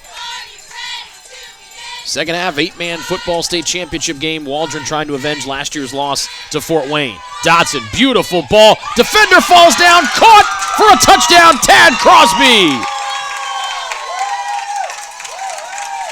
Well, if you can't hit the home run on first down, go ahead and hit it on second down. I would have probably ran that play on first down. I would have. The sudden change thing. Again, you got the defense out there. They're hanging their heads. They're like, holy cow, we just wasted the whole 15-minute halftime. I would have run that home run ball on first down, but it works. Pretty good protection there. And again, the defender just simply falls down. Yeah, it was Pfister that fell down. Crosby with his 15th receiving touchdown of the year. Wonderful snag. And Waldron has their first lead of the day. They're going to go for 2. This could be huge. Again, these extra points, they add up and they matter. Danson's 17th passing touchdown of the year. Moves J.D. Smith in motion, jump pass. Atwood dancing, and he's not going to get the 2-point conversion. But Waldron has scored 12 unanswered points, and they take their first lead of the day after the quick change after the fumbled kickoff return. Well, they went with that little kind of a little bit of an option, and then he got himself in a bad spot, and he was able to just kind of pitch it back of it. Nothing doing. 57 seconds gone here in the third, and Waldron, who turned it over twice in the opening quarter, 3 times in total in the first half, able to get their third takeaway, and they're able to cash in as they lead 12-6. Now, if you were the Fort Wayne Crusaders, and kickoff return coach, and I coached kickoff return for a long time, move up 5 yards. They kicked it short on us last time. Move up 5 yards. You can always retreat if you must. But you need to catch this ball in the air. Do not let it hit the ground. Every ball that hits the ground is really a jump ball. Kick deep. Taken by Gerber. Cuts it back. He's going to get go nowhere fast. Tad Crosby there on the tackle. And here comes the Fort Wayne offense out for the first time here in the second half. Once again, really good job by the kickoff coverage team. 25 Preston Tarter there. Did not make the tackle, but he kind of made the play. He was playing contain really well, and he forced the ball carrier to stay on that side. He couldn't get over here to the white side. A lot of times in football, the guy who makes the play doesn't necessarily make the tackle. First down and 10 here for Fort Wayne. Kylan Zimmerman, second week in a row as a starting quarterback, replacing the injured Garrett Black. Just shy of the 30-yard line is the Kings Crusaders offense. Handoff on 1st and 10. And a nice hard run there by the Fort Wayne running back, Rylan Cole, able to force his way through. That thing looked like it was going to go for a loss. He got a yard out of it. Well, let's talk about Garrett Black for a second, too, Rick. He was the quarterback, 48 of 78, 801 yards, 10 touchdowns against 3 interceptions. And, again, injured, and we all know Kylan Zimmerman has done a fantastic job of filling in. Coach Barkman even talked about how well he's done as a fill-in. But unfortunately for Garrett, Garrett Black not able to play today, but a great player. You'll see him one in white on the far sideline, dressed, and here cheering on his teammates. Back to the ground again, they go with Kolb. He's dragging tacklers with him, and he'll make 2nd and 9, 2nd and manageable. Or 3rd and manageable, excuse me. Yeah, that was Maddox Openshaw. And Maddox, we teach kids to close on a down block. When the guy that you're lined up outside, he goes in toward the ball, you don't want to get upfield. You want to get flat down the line of scrimmage and try to cut off the ball carrier. And he kind of banana rushed that, as we call it, and was able, then had to chase it down from behind. You want to be flat down the line of scrimmage, and you tackle that for either no gain or a loss. You can see 3rd down and manageable. 2 backs behind Zimmerman in the gun. Fakes the handoff to Kolb, gives it to Croker, and he runs right into the big fella, Carson Smith. All 7 feet, 336 pounds of him. No gain, 4th down. Big decision here for Coach Barkman and his staff. Again, at the very least, I'm going to get up there and I'm going to give you a hard count. I'm going to try to get the first down via the penalty. If you can't do that, you could always call a timeout, as the back judge starts to count the arms there. As you see, Openshaw, again, in my opinion, still getting upfield a little bit too far. But we'll see what they do here. First 3 minutes here of the third quarter. Fort Wayne fumbled the second half kickoff to start. Waldron cashed in. Here's a 4th down and 3. Zimmerman looking for the edge, needs 3 yards, and he's tackled for a loss on the play. The Waldron defense answers the call, and it's the guy that caught the touchdown to start things off, Tad Crosby. Well, I think you probably know what play I'm running. I'm going the end zone here.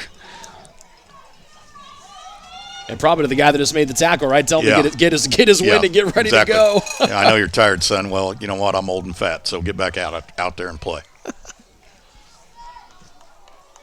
Drive starts with 8:44 remaining here in the third quarter. Waldron has really turned this game on its ear after recovering that fumbled kickoff on their own sideline to start this second half.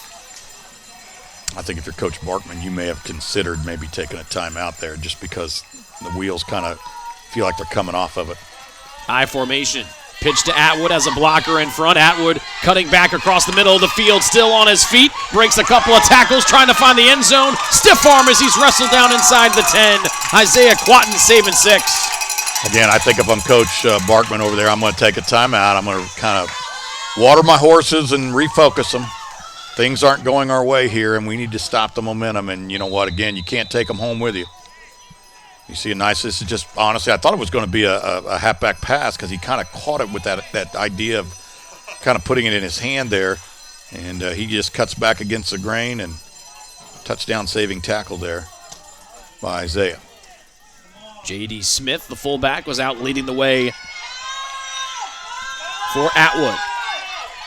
Goal to go inside the 10. Atwood on the handoff. And he musters his way forward close to the 5. One of the things that we have seen really just right there is good sportsmanship.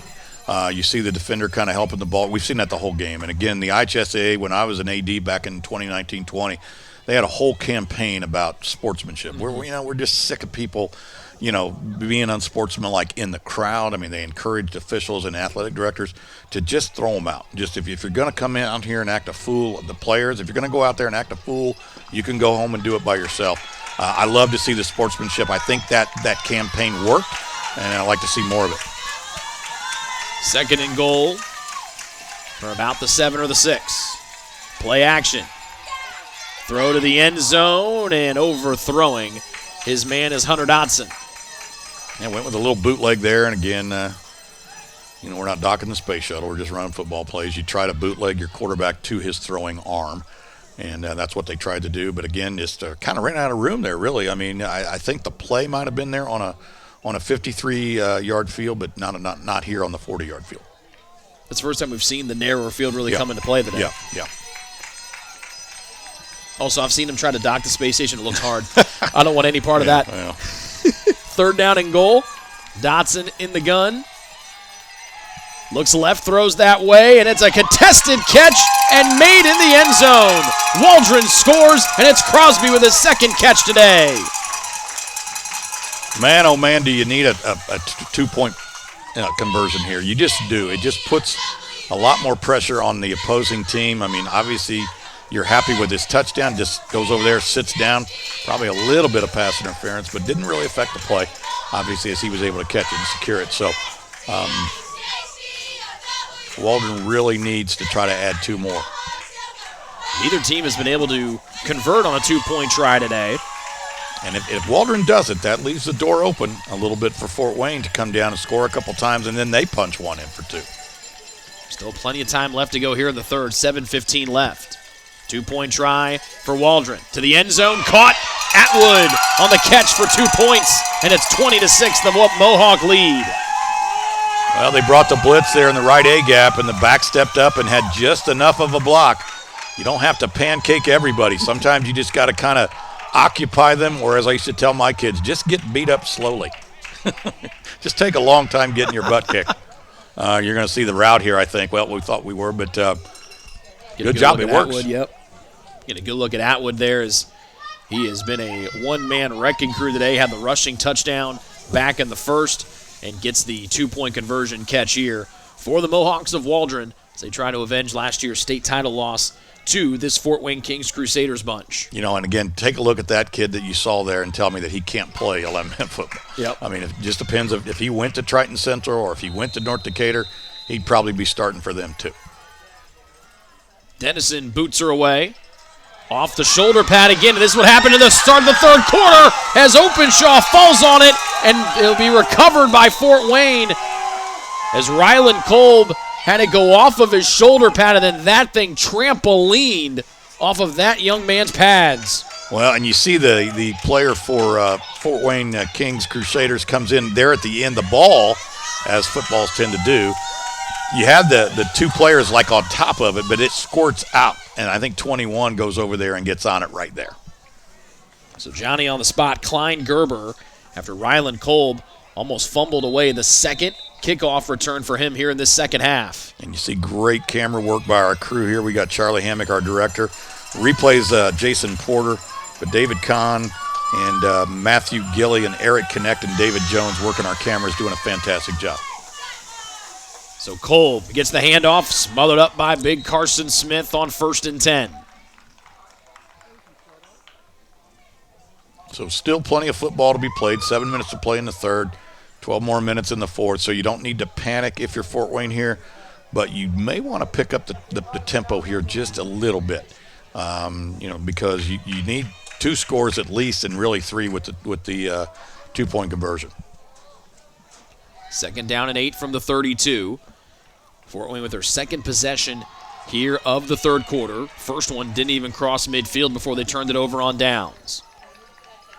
Pair of backs in the backfield behind Zimmerman. Fakes to one, gives off to the bruising running back of Elias Croker. And every time 33's got the ball in his hands, he is looking for contact. And, one of the stories that Coach Barkman told us, on the phone was that there was a team that they play out of Michigan. It's like Washtenaw, and they wanted to play 11-man football. They're like, nah, let's. So he did. He said, okay, we'll do it. They didn't have quite as many injuries. And he said they won 38-0. He couldn't be more pleased because those kids stepped up to a different style of play but were able to be successful. Stays 3rd down and 8. Zimmerman fakes the pass.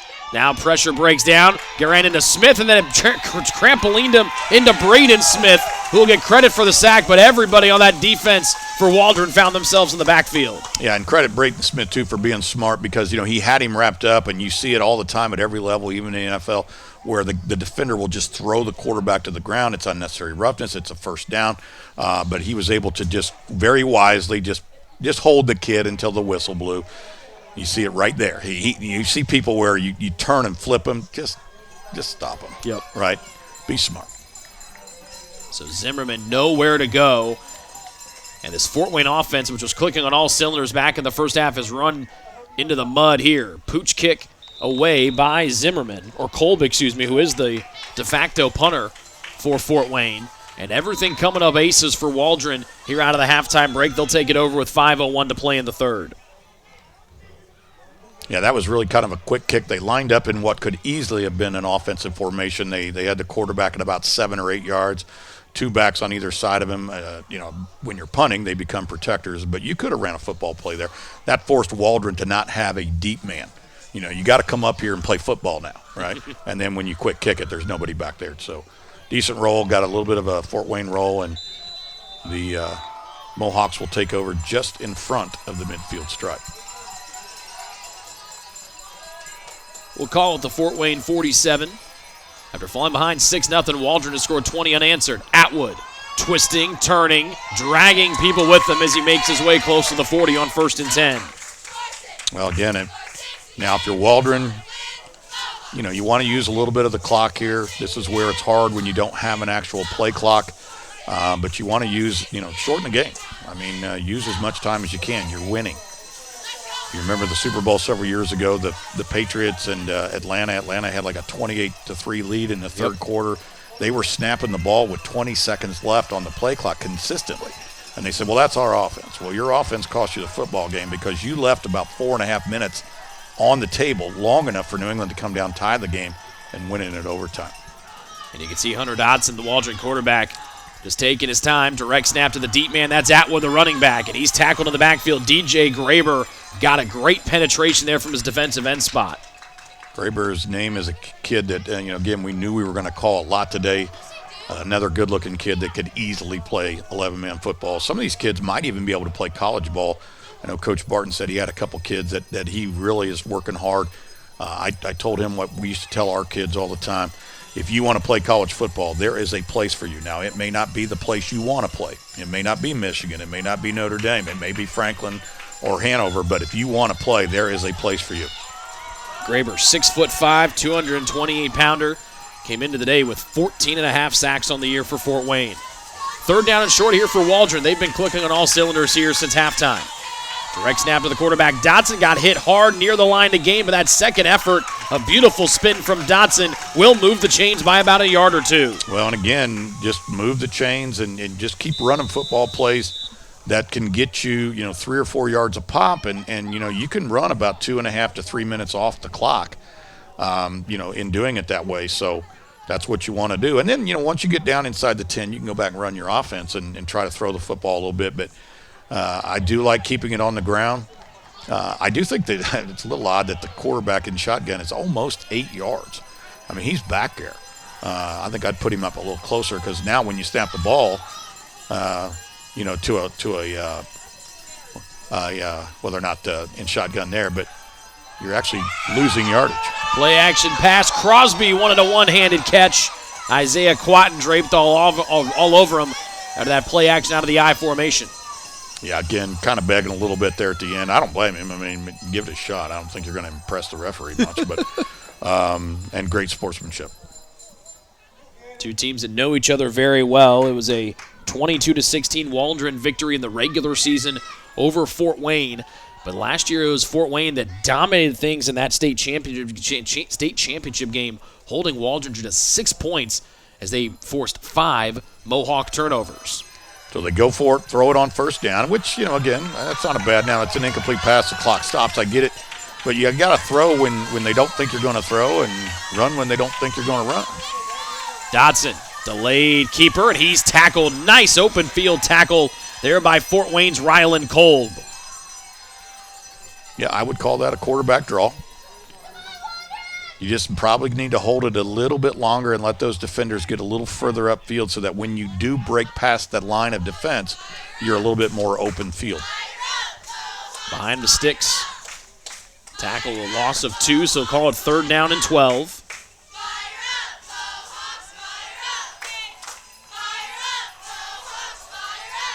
So we approach 2 minutes remaining here in the third. Waldron has scored all of our points, all 14 of them here in the third as they've taken their first lead of the day.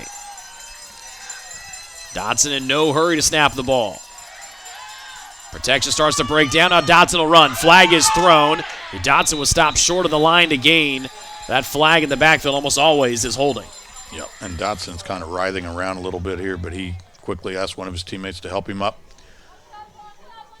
Favoring that left leg. So if I'm coach, I probably, because holding penalties now, they used to be spot fouls. It would be 10 yards from that flag. Mm-hmm. Now it's from the previous spot. I don't know you're going to gain much here, so I might make them play 4th down, and they're going to walk it off. Well, again, that's why coaches coach, players play, and broadcasters broadcast. It would have been 4th down and about 7 or 8 if they would have elected to take the penalty. They'll move Fort Wayne Waldron back, and they'll have it be 3rd down and 22. That ball rests at the Fort Wayne 46. And depending, again, on what types of plays Coach Barton comes up with, you can run. Well, they just ran it, so you've got 40 seconds here. You can take it down to almost a minute before you have to snap it. Yep. And then you can use another 40 seconds if you just want to run a little dive play and just burn time. You can see how calm Dodson is as he walks up to the 50, hands on his hips. Pressure there. Ball was clipped on the way there. Great pressure from the DN, Isaiah Castro, to hit the arm of Dodson. That stops the clock with over a minute left. And that's a big deal. I mean, honestly, you got a minute 20 now, and then it's 4th and forever, so you're probably going to have to punt it here. I think I would have let the clock roll. Mm-hmm. So we'll get to see Lawson Dennison. He'll be one of the gunners on the far side, and it'll be Troy Atwood. They tried to punt earlier in the ballgame back in the first quarter. It was a low snap, and like this one, and Atwood had to throw. Here he boots it away and kicks it right into the good seats, and look at the catch from that guy. In his chair, didn't even move. Yeah, he deserves a high five. Yeah, what a catch. Yeah, and I broadcast the Fishers Freight 8-man football team, which is basically played on a hockey rink, and the rule there is ball goes in the stands, it's a souvenir for a lucky fan. So we call the first and second row the nosebleed seats. That's right. Because if you're not paying attention, you're going to get a Wilson written backward on your forehead. Again, you see the catch, the celebration. See, I just think they ought to give him the ball. He was quick, though, to give it back. Yep, he didn't want to try to talk his way to maybe holding on to the souvenir. No, he was probably going to have to get up and run with it, and he didn't want to do that. So. I'm in the chair. I made the catch. Yeah. 1st and 10 for Fort Wayne from their own 35. 72 seconds left in this third quarter. Zimmerman getting some positive yardage, and that felt like that was a must-have to get positive yardage on that first down play for this Kings Crusaders offense. Without question, and he gets out of bounds. So remember, that clock should be stopped. There you go. Remember those 72 seconds. If Fort Wayne wins this game on the last play of the game, you're going to go, well, that's because they should already be in the bus. But Waldron gave them 72 extra seconds. A pickup of 4 for the athletic Kylan Zimmerman. He's a pretty good runner as well as a passer, averaging about 8.5, or averaging almost 8 yards per carry this season. Second week in a row, he's been the starting quarterback after Garrett Black got hurt. Scoreless so far here in the third as Fort Wayne led 6-0 for the majority of that first half. Blitz comes from Waldron. Zimmerman runs away, looking for an outlet. He gets swallowed up and hammered. Big-time sack from his quarterback counterpart, Hunter Dodson. Well, hopefully we'll get a replay of that. Watch him come downhill. We call this running the alley. And he comes downhill like he was shot out of a cannon. And a nice job of just, again, got the head to the side, using the shoulder pad to tackle. And honestly, totally legal, punishing the quarterback. Now in the NFL, they'd probably flag it. But great job here again of sportsmanship helping him up. But that is as textbook a tackle as you can teach it. 5th sack of the year for Hunter Dodson. And with 13 seconds and ticking here in the third, this might be the last play of the third stanza. Zimmerman, quick screen, complete to DJ Graber, the big tight end, lunges out towards the 40. And he'll be stopped there as the clock will wind, and that'll take us to the end of the third quarter. The third all belonged to Waldron as the Mohawks score 14 points, and they lead by 14. Heading to the fourth, a state championship on the line here for 8-man football in Indiana on the ISC Sports Network. And little volley, oh my goodness, what a touch for the goal. Jumped over by Lawrence North, and they'll score on it.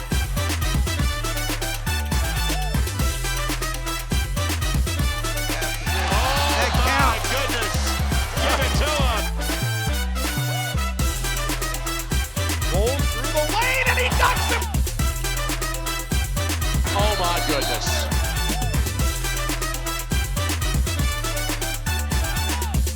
At Mulberry Telecommunications, it doesn't matter whether you play from home, learn from home, or work from home. We have you covered with fiber-fast internet.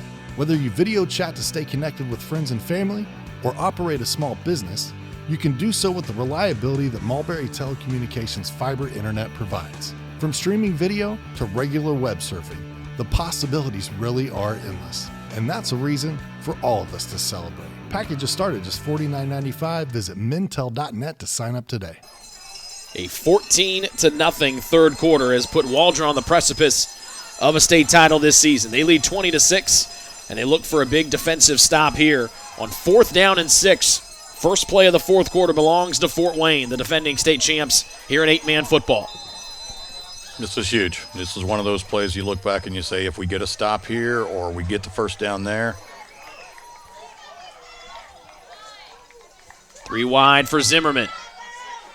Pressure comes, forcing him to leave the pocket. Great job by Waldron, and a big hit will make a turnover on downs as Zimmerman got tagged right before he got to the line of scrimmage. Now that's 2 plays in a row really where he has just taken a shot and a little bit slow to get up, but a tough kid, and obviously he's going to be back and out there. But again, just watch this hit again. You talked about it earlier. There's some good hitting going on out here. Good fundamental football. Just runs out of room. And it looked to be Dodson, the one that hit him, and Openshaw was the one that made sure he wrapped him up. Did want to note, we did see Donovan Sproul back out there at the bottom of your screen. He's right there in the middle of your screen. Good to see 3 and White back out there after suffering what looked to be a lower body injury back in the first half. And Donovan's just a sophomore, and so it probably would have been easy to say, well, you know what, I got next year, but I like the toughness in the kid. Big drive here for the Waldron offense as it's Troy Atwood just weaving his way through would-be tacklers on 1st and 10 from the 36, and he shimmies his way forward. Basically ripped down to the ground with his jersey. Now, understand that's legal. Okay, you can't get inside the neck. That would be the horse collar thing.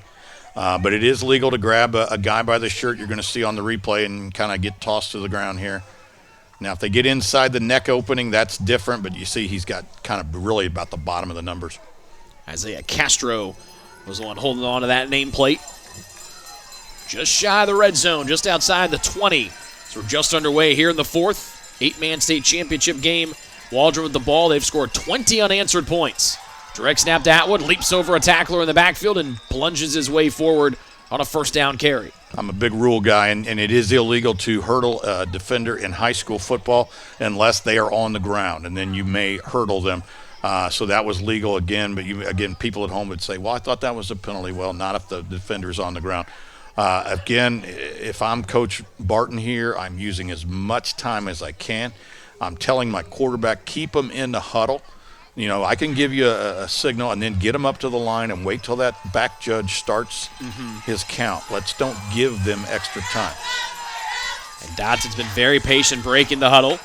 Keeps it himself right up the gut.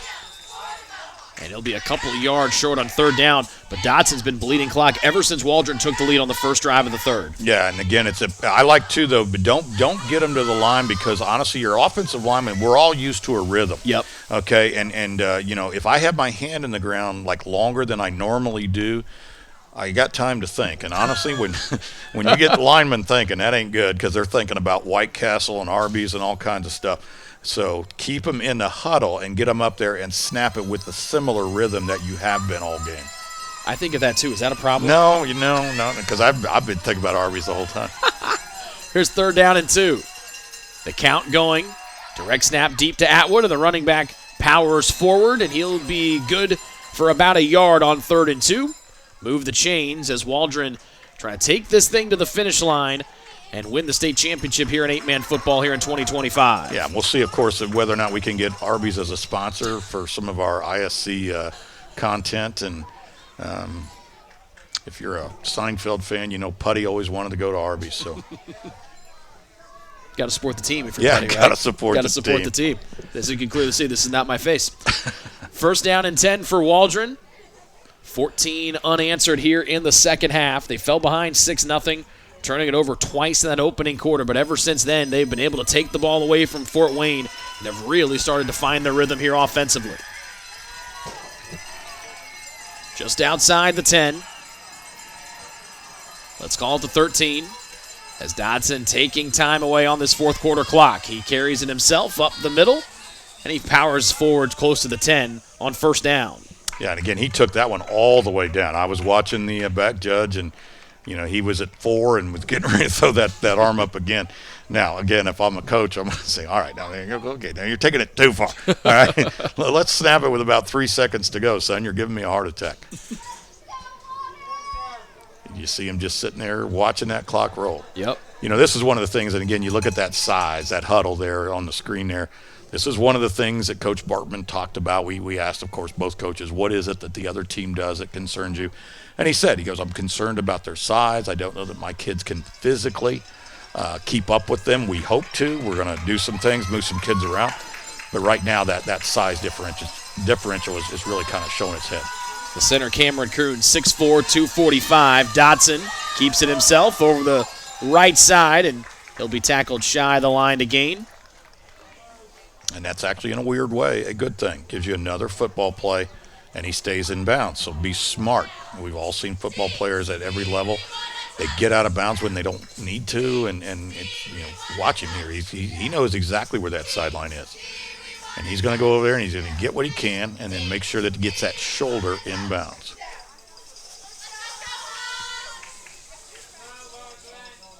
Now, I'd put him under center here.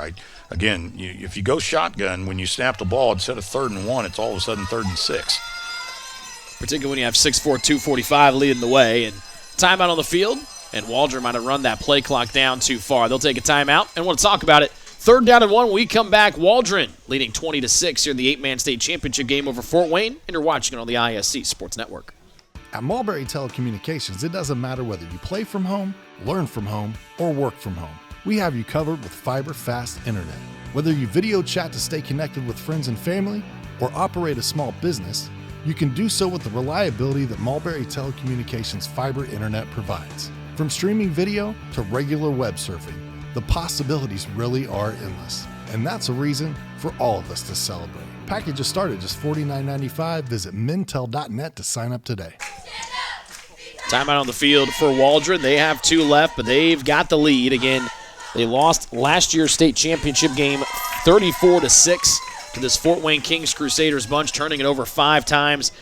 And, Jim, they were on that same path again. Gave it away 3 times in the first half, but they have been impeccably clean here in the second half. Well, and that's huge. Again, the definition of insanity is doing the same thing over and over and expecting a different result. So they decided to change the narrative.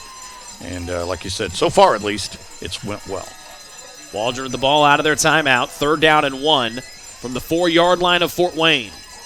And they're going to get a free first down with thanks to the hard count of Hunter Dodson. The senior leading beautifully here for the Mohawks. And I've been in that huddle. That is a great call by Coach Barton and his staff. And we'll talk about the assistant coaches on both sides here in a second. But he went out in that huddle because I've done it too. And I said, look, there is no play. We're not running a play. Don't move, right? If somebody moves and you say, well, Coach, I thought, what play? There is no play. We're going on a hard count. Direct snap back to Atwood from the 2, and he's in. Touchdown, Troy Atwood.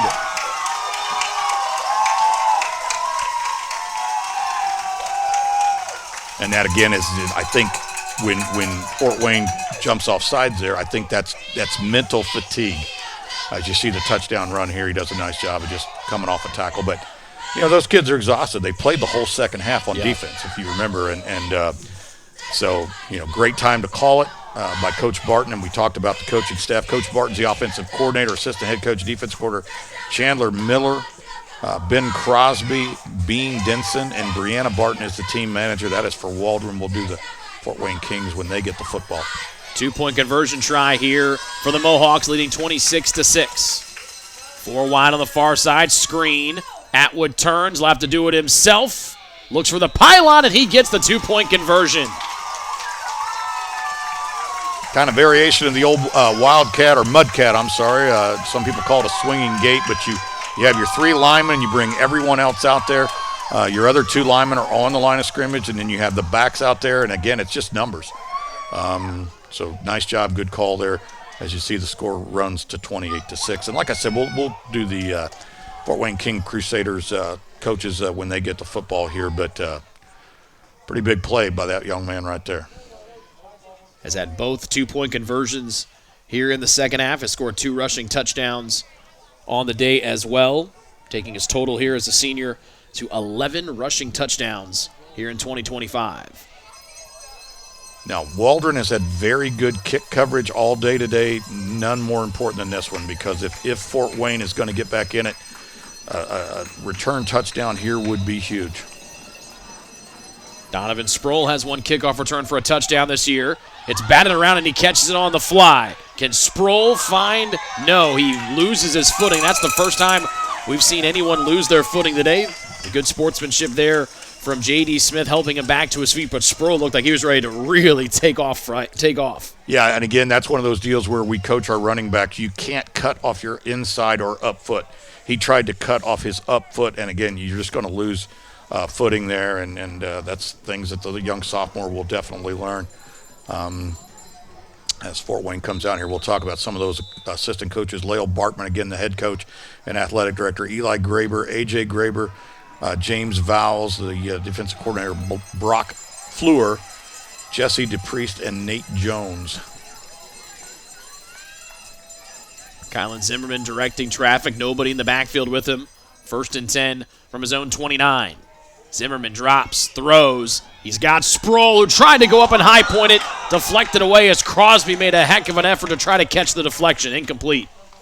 And again, of course, if you're Fort Wayne, you don't worry about incomplete passes. You want incomplete passes, if you can't complete them, because it starts or stops the clock. I don't run the football much here. I may run a quarterback draw, or if it's short yardage, I just pick it up and get the first down, stop the clock, and get it going. But this is where you just got to throw the football. Fort Wayne has not scored since their first drive, or their second drive of the game on the Zimmerman touchdown. That came after an Atwood fumble. He's been impeccable since, scoring 2 touchdowns and also picking up 2 2-point conversions. Isaiah Quatten here at the bottom of your screen. 2nd down and 10. here for Fort Wayne. They move Castro in motion. Hand it off to Kolb. Ryland looking for the edge, and he gets walled up and then picked up and dropped by guess who? Troy Atwood. Well, that young man there is a kid that has a chance to play at the next level, and I really hope that he does.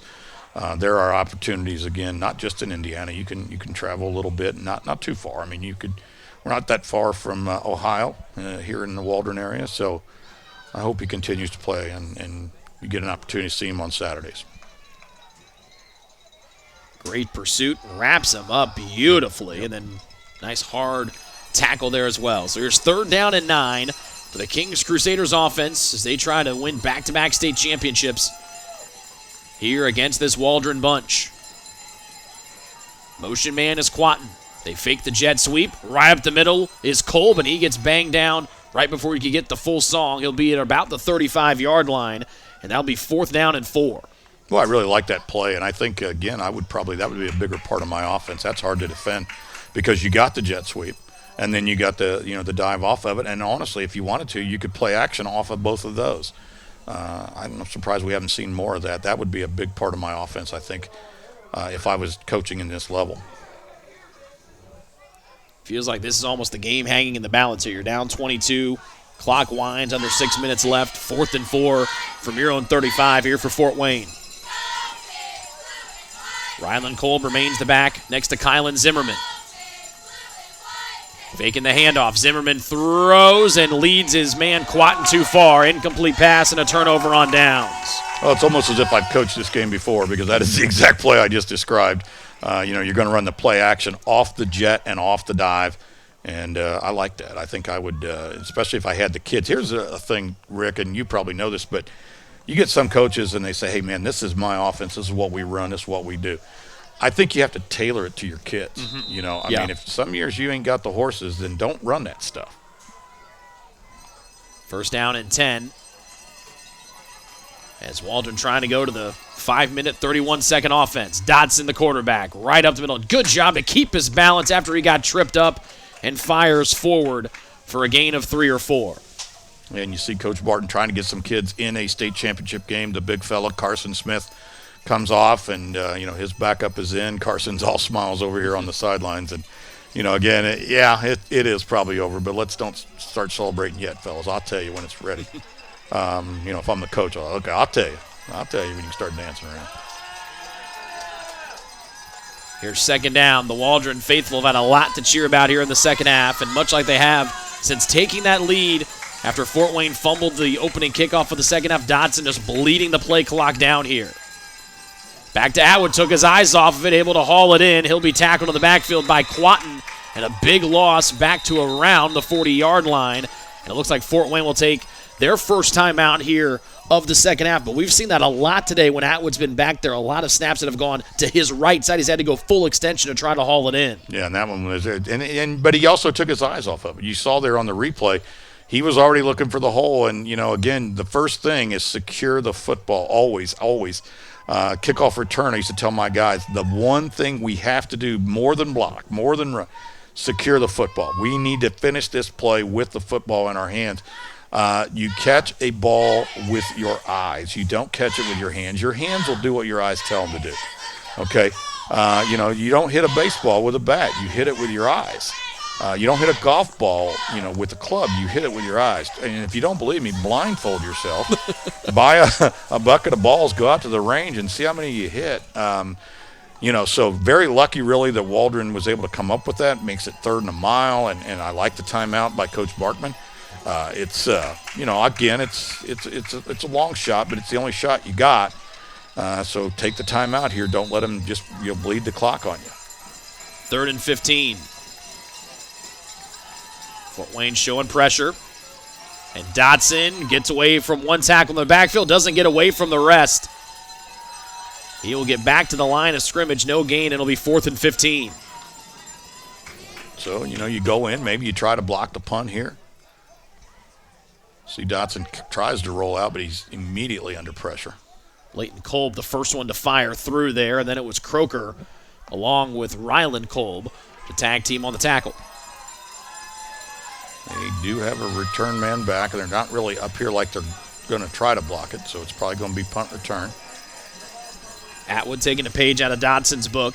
He's back near midfield, just waiting for the countdown on the play clock to happen from the back judge. And now Atwood's ready. Low snap, able to get it away before pressure could really get there. And it takes a Waldron bounce. And it's touched down at the 21-yard line with 3:47 left to play here in the 8-man state championship game. Well, and this is where, again, if I'm a coach, I'm not taking any chances. I got my number one defense in there. Gentlemen, we need one more stop. And then, again, we can put some kids in the game on offense and get them a chance to play, and that's how you build a program. What have you liked most about what Waldron's done, been able to do here in the second half after really having a lot of mistakes in the first half? The poise of just being able to come back. I think that goes a long way toward, the youth league. They played a lot of football, these kids have, and so they have some football savvy. Just the poise to not make mistakes. 1st and 10, I gotta have it situation here for Fort Wayne. Zimmerman to the air, caught by Graber. That's a big target at 6'5", 228, moves the chains. So get up here quickly, fellas. We don't need to huddle. Is there any question what we're going to do? I mean, we're going to throw the football. Get up on the line. Again, I don't really know why we're huddling here. This is just time wasted.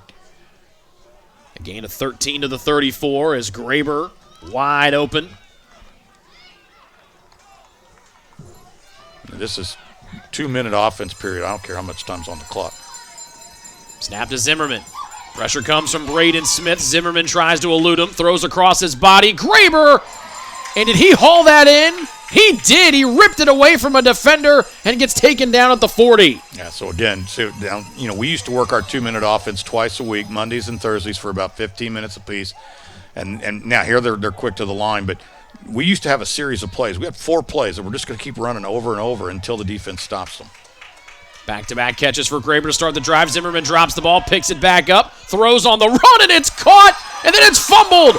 They'll say incomplete. Yeah. Isaiah Quatten had it, lost it, didn't make the football move, and that stops the clock with 2:47. Yeah, but we would pick a series. We'd pass, counter, option, pass. Those were our 4 plays, and we would just run those. We didn't need to huddle. We knew what we were going to do, and we were able to save a lot of time. And you see, just hit really as he started to control it. Make it Castro actually the intended target on that pass. First incompletion of the drive. 3rd down and 6 for Fort Wayne as they trail by 22 in the state title game of 8-man football. Good protection for Zimmerman. Lobs it up, trying to come back to get it intercepted by Atwood. And now he's running it back. Gets a block in front. Cutting back is Atwood. He's tackled from behind by Caleb Zimmerman. But Atwood, who's been a superstar in the second half, it might have put the final exclamation point on this one. Yeah, again, you could see, you hear about this all the time, a safety playing center field. This guy literally was playing center field. He's way back there, and he just kept charging forward, as you see there. And I saw him, when he was starting his ascent. He came from about 8 yards back where you saw him there on the replay. He's just back there playing center field, and when you let go of it, I'm coming, and he did. The 5th interception for Troy Atwood this season. 2 rushing touchdowns today, 2 two-point conversions, and a couple of big hits here for Atwood on both sides of the ball as both the starting tailback and the middle linebacker today. Motion and a movement there against Waldron will back them up as they try to ice this thing away. Fort Wayne with just 2 timeouts left. And actually that went against Fort Wayne. I mean, I think either somebody lined up in the neutral zone. High school rules, once the ball has been addressed by the center, and I don't mean saying hello ball, I mean by putting his hands on it, there can be no defender in the neutral zone. There's no getting back like in college and pro. So 1st and 5, Dodson, the quarterback, keeps it himself, still on his feet, lunging towards the goal line. And that first down might just be enough to get Waldron the state title here and avenge last year's loss. Yeah, and again, this is something that I would do if I was Coach Barton. Honestly, at this point, I would probably just take knees. You can burn about 2 minutes and 10 seconds off the clock. And then if the other team takes a timeout, then I'm like, okay, if you want to play football, we'll play football. But I'm going to be the sportsman here, and I'm going to take a knee if you'll do it with me. Dotson got to the 2. They snap it back to Atwood. Looking for the edge. Ran through the arm tackle, and he's in for another touchdown. Isaiah Quatten couldn't stop him. And Atwood, who got the pick, caps this drive off with his 3rd rushing touchdown of the day. And nothing wrong with that either. This is not running the score up. I mean, if that was the 58th or 60th point, I'd say yes. But, just Coach Wood would rather have the extra points and use that as his insurance and his security blanket, so that's fine. Great job of just getting the ball just inside the pylon. But I've done that before where I'll take a knee and the other team takes a timeout. And I'm like, well, okay then. We're going. Yeah, I guess we're punching it in, boys.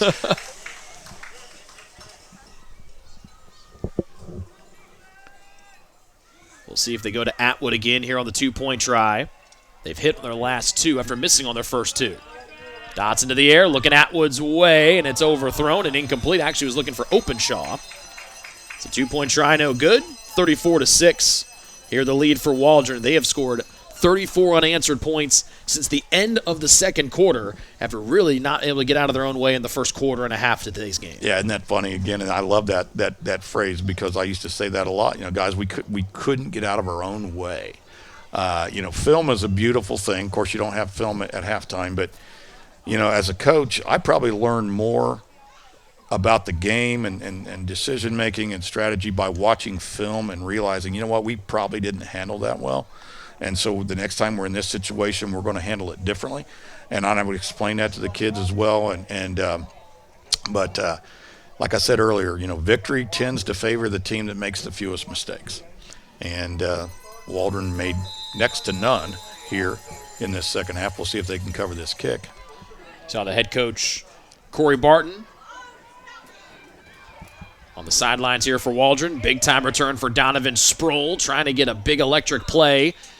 He's able to get the kickoff return out to the 40-yard line with 1:55 left. But for a guy in Corey Barton, who you saw on camera a little bit earlier, we mentioned he started the youth program here 12 years ago. Waldron had never had a high school football team until this 8-man team began 4 years ago. They've been in the state championship for the 3rd year in a row, and they're trying to avenge last year's state title loss to this Fort Wayne team here, and they're 1:55 from doing so. Yeah, and remember, neither one of these men, these head coaches, played high school football, but they decided that, I can make a difference and can help kids have that opportunity that I was never given.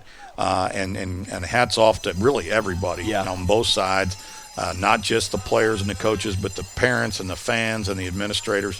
Thank you for giving these kids this opportunity. Fort Wayne Kings Crusaders, a homeschool group.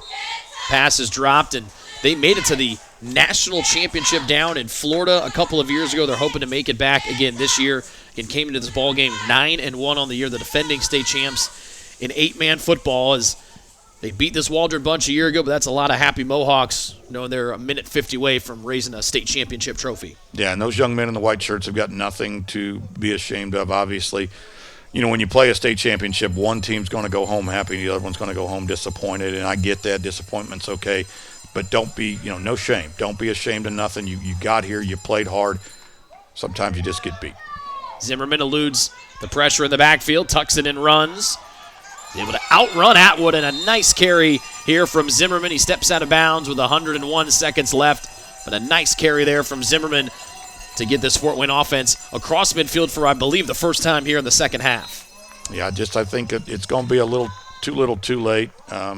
Waldron is going to take a timeout. They're going to refocus here, might even put a sub or two in the ball game and just make him, be sure he knows what his assignment is. But again, barring a biblical comeback here, this ball game's pretty much over. 22-yard run there for Kylan Zimmerman. As we mentioned, Waldron defeated Fort Wayne Kings Crusaders earlier this season, 22-16. It was the closest game that either team played throughout the entire year, and Waldron knew they're going to have their hands full. But again, it's been almost night and day. They got the Atwood touchdown late there, Jim, in the second quarter. They got the game tied at 6. but they had turned it over 2 times before that, turned it over another time after the touchdown, but they got that fumble recovery on the opening kickoff of the third, and it was a completely different ball game from there. Yeah, and this is a game that, again, these kids will remember for the rest of their lives, and they will tell that story that you just told, but probably, add to it that, they were down. It was raining, yeah, sideways. It was terrible, yeah. They only had 4 healthy players at the end, and they were able to, squeak one across. But that'll be told at the 25-year reunions. So Waldron with 1 timeout. There's been the star of the second half in Troy Atwood. A couple of rushing touchdowns here in half number 2 along with an INT. 3 total rushing touchdowns today. Zimmerman to throw. Pressure coming from the blitzing Dennison. Throws it up, and it's intercepted with 93 seconds left. And Waldron is going to take home the state championship. Joey Worley on the INT. Well, that will, again, as you said, end it. Worley, a outside linebacker starter for this Waldron team, and kind of crowns his season there. He is a senior. Now, again, if I'm Joey, I just take the ball with me. What are they going to do? Make you run a lap Monday? Well, they might find him. Yeah. The name is on the back of the jersey, so he's a little more easily identifiable. So, but, it's not like he's got practice Monday. That's right. A lot of happy Waldron Mohawks ready for that post-game handshake. A knee from Dotson. I'll have to take one more. And it was a 6-0 Fort Wayne Kings Crusaders lead after 1. And a rushing touchdown from Atwood after a Crosby interception tied it up late in that second quarter. And then, again, that game-changing play was the fumbled kickoff to start the third quarter, recovered by the Mohawks. And then it was the Crosby touchdown catch for the lead, and Waldron has not looked back since. So maybe one more knee is necessary after this. You see Dotson looking over at the clock. He takes the knee, and he'll have to take one more, again with that time difference. But Waldron avenges last year's state championship loss to Fort Wayne Kings Crusaders. And they're going to get to celebrate here on their home field. Saw Coach Barton there tap one of his assistants and say, like, hey, and the guy's like, what? He goes, we just won a state championship. That's right. I'll tell you, man, the pressure never ends. It just doesn't. And they're going to celebrate this. Obviously, you see Coach there and his staff. They're going to celebrate this for a while, a couple weeks or so. But then preparation starts, for next season. And coaching's a year-round deal now, no matter what sport you're in. So congratulations to Waldron. Also, congratulations to the Fort Wayne Kings Crusaders. They finished the year 9-2. And again, nothing to be ashamed of. Waldron unblemished 9-0 here in 2025, and they win the 8-man state championship, avenging last year's loss to this Fort Wayne Kings Crusaders team. They fell behind 6-0 after 1. After that, Waldron scored 34 unanswered, and they take today's 8-man state championship game by a final of 34-6. Congratulations to Waldron head coach Corey Barton and the rest of his coaching staff and his Mohawk players. Like we mentioned, Coach Barton started the youth program 12 years ago. Waldron had never had a high school football team until this 8-man team came into fruition 4 years ago, and they are state champions here in 2025. Again, it's been fun. And folks, get on out there, man. If you're out there listening, watching, get busy in your community and get 8-man football back, on the map. You mentioned some states have 30, 40, 60 teams. Yep. Let's do that in Indiana. Let's give kids an opportunity to play. A wonderful day today here at Waldron. And getting congratulations on a great year to Fort Wayne Kings Crusaders. And congratulations to the 8-man state champions, the Waldron Mohawks, with a 34-6 win today over Fort Wayne. Special thanks to our great crew, headed up by the director, Charlie Hammock. Graphics was David Kahn. Camera operators, Matthew Gilly, Eric Connect, and David Jones. For our great analyst, Jim Leisure, as they're going to get the Gatorade dump on Corey Barton. It's a chilly day, but I don't think he's going to mind too much, Jim. Yeah, but I'll tell you, I'd get inside quick. You don't want to catch your death on the same day that you win the state championship. So for everyone here on the ISC Sports Network, for Jim Leisure, I'm Rick Johnson. Congratulations to the Waldron Mohawks, 8-man state champions with a 34-6 victory over Fort Wayne here today. This has been a presentation of high school football on the ISC Sports Network. And And little volley, oh my goodness. What a touch for the goal. Kept though by Lawrence North, and they'll score on it.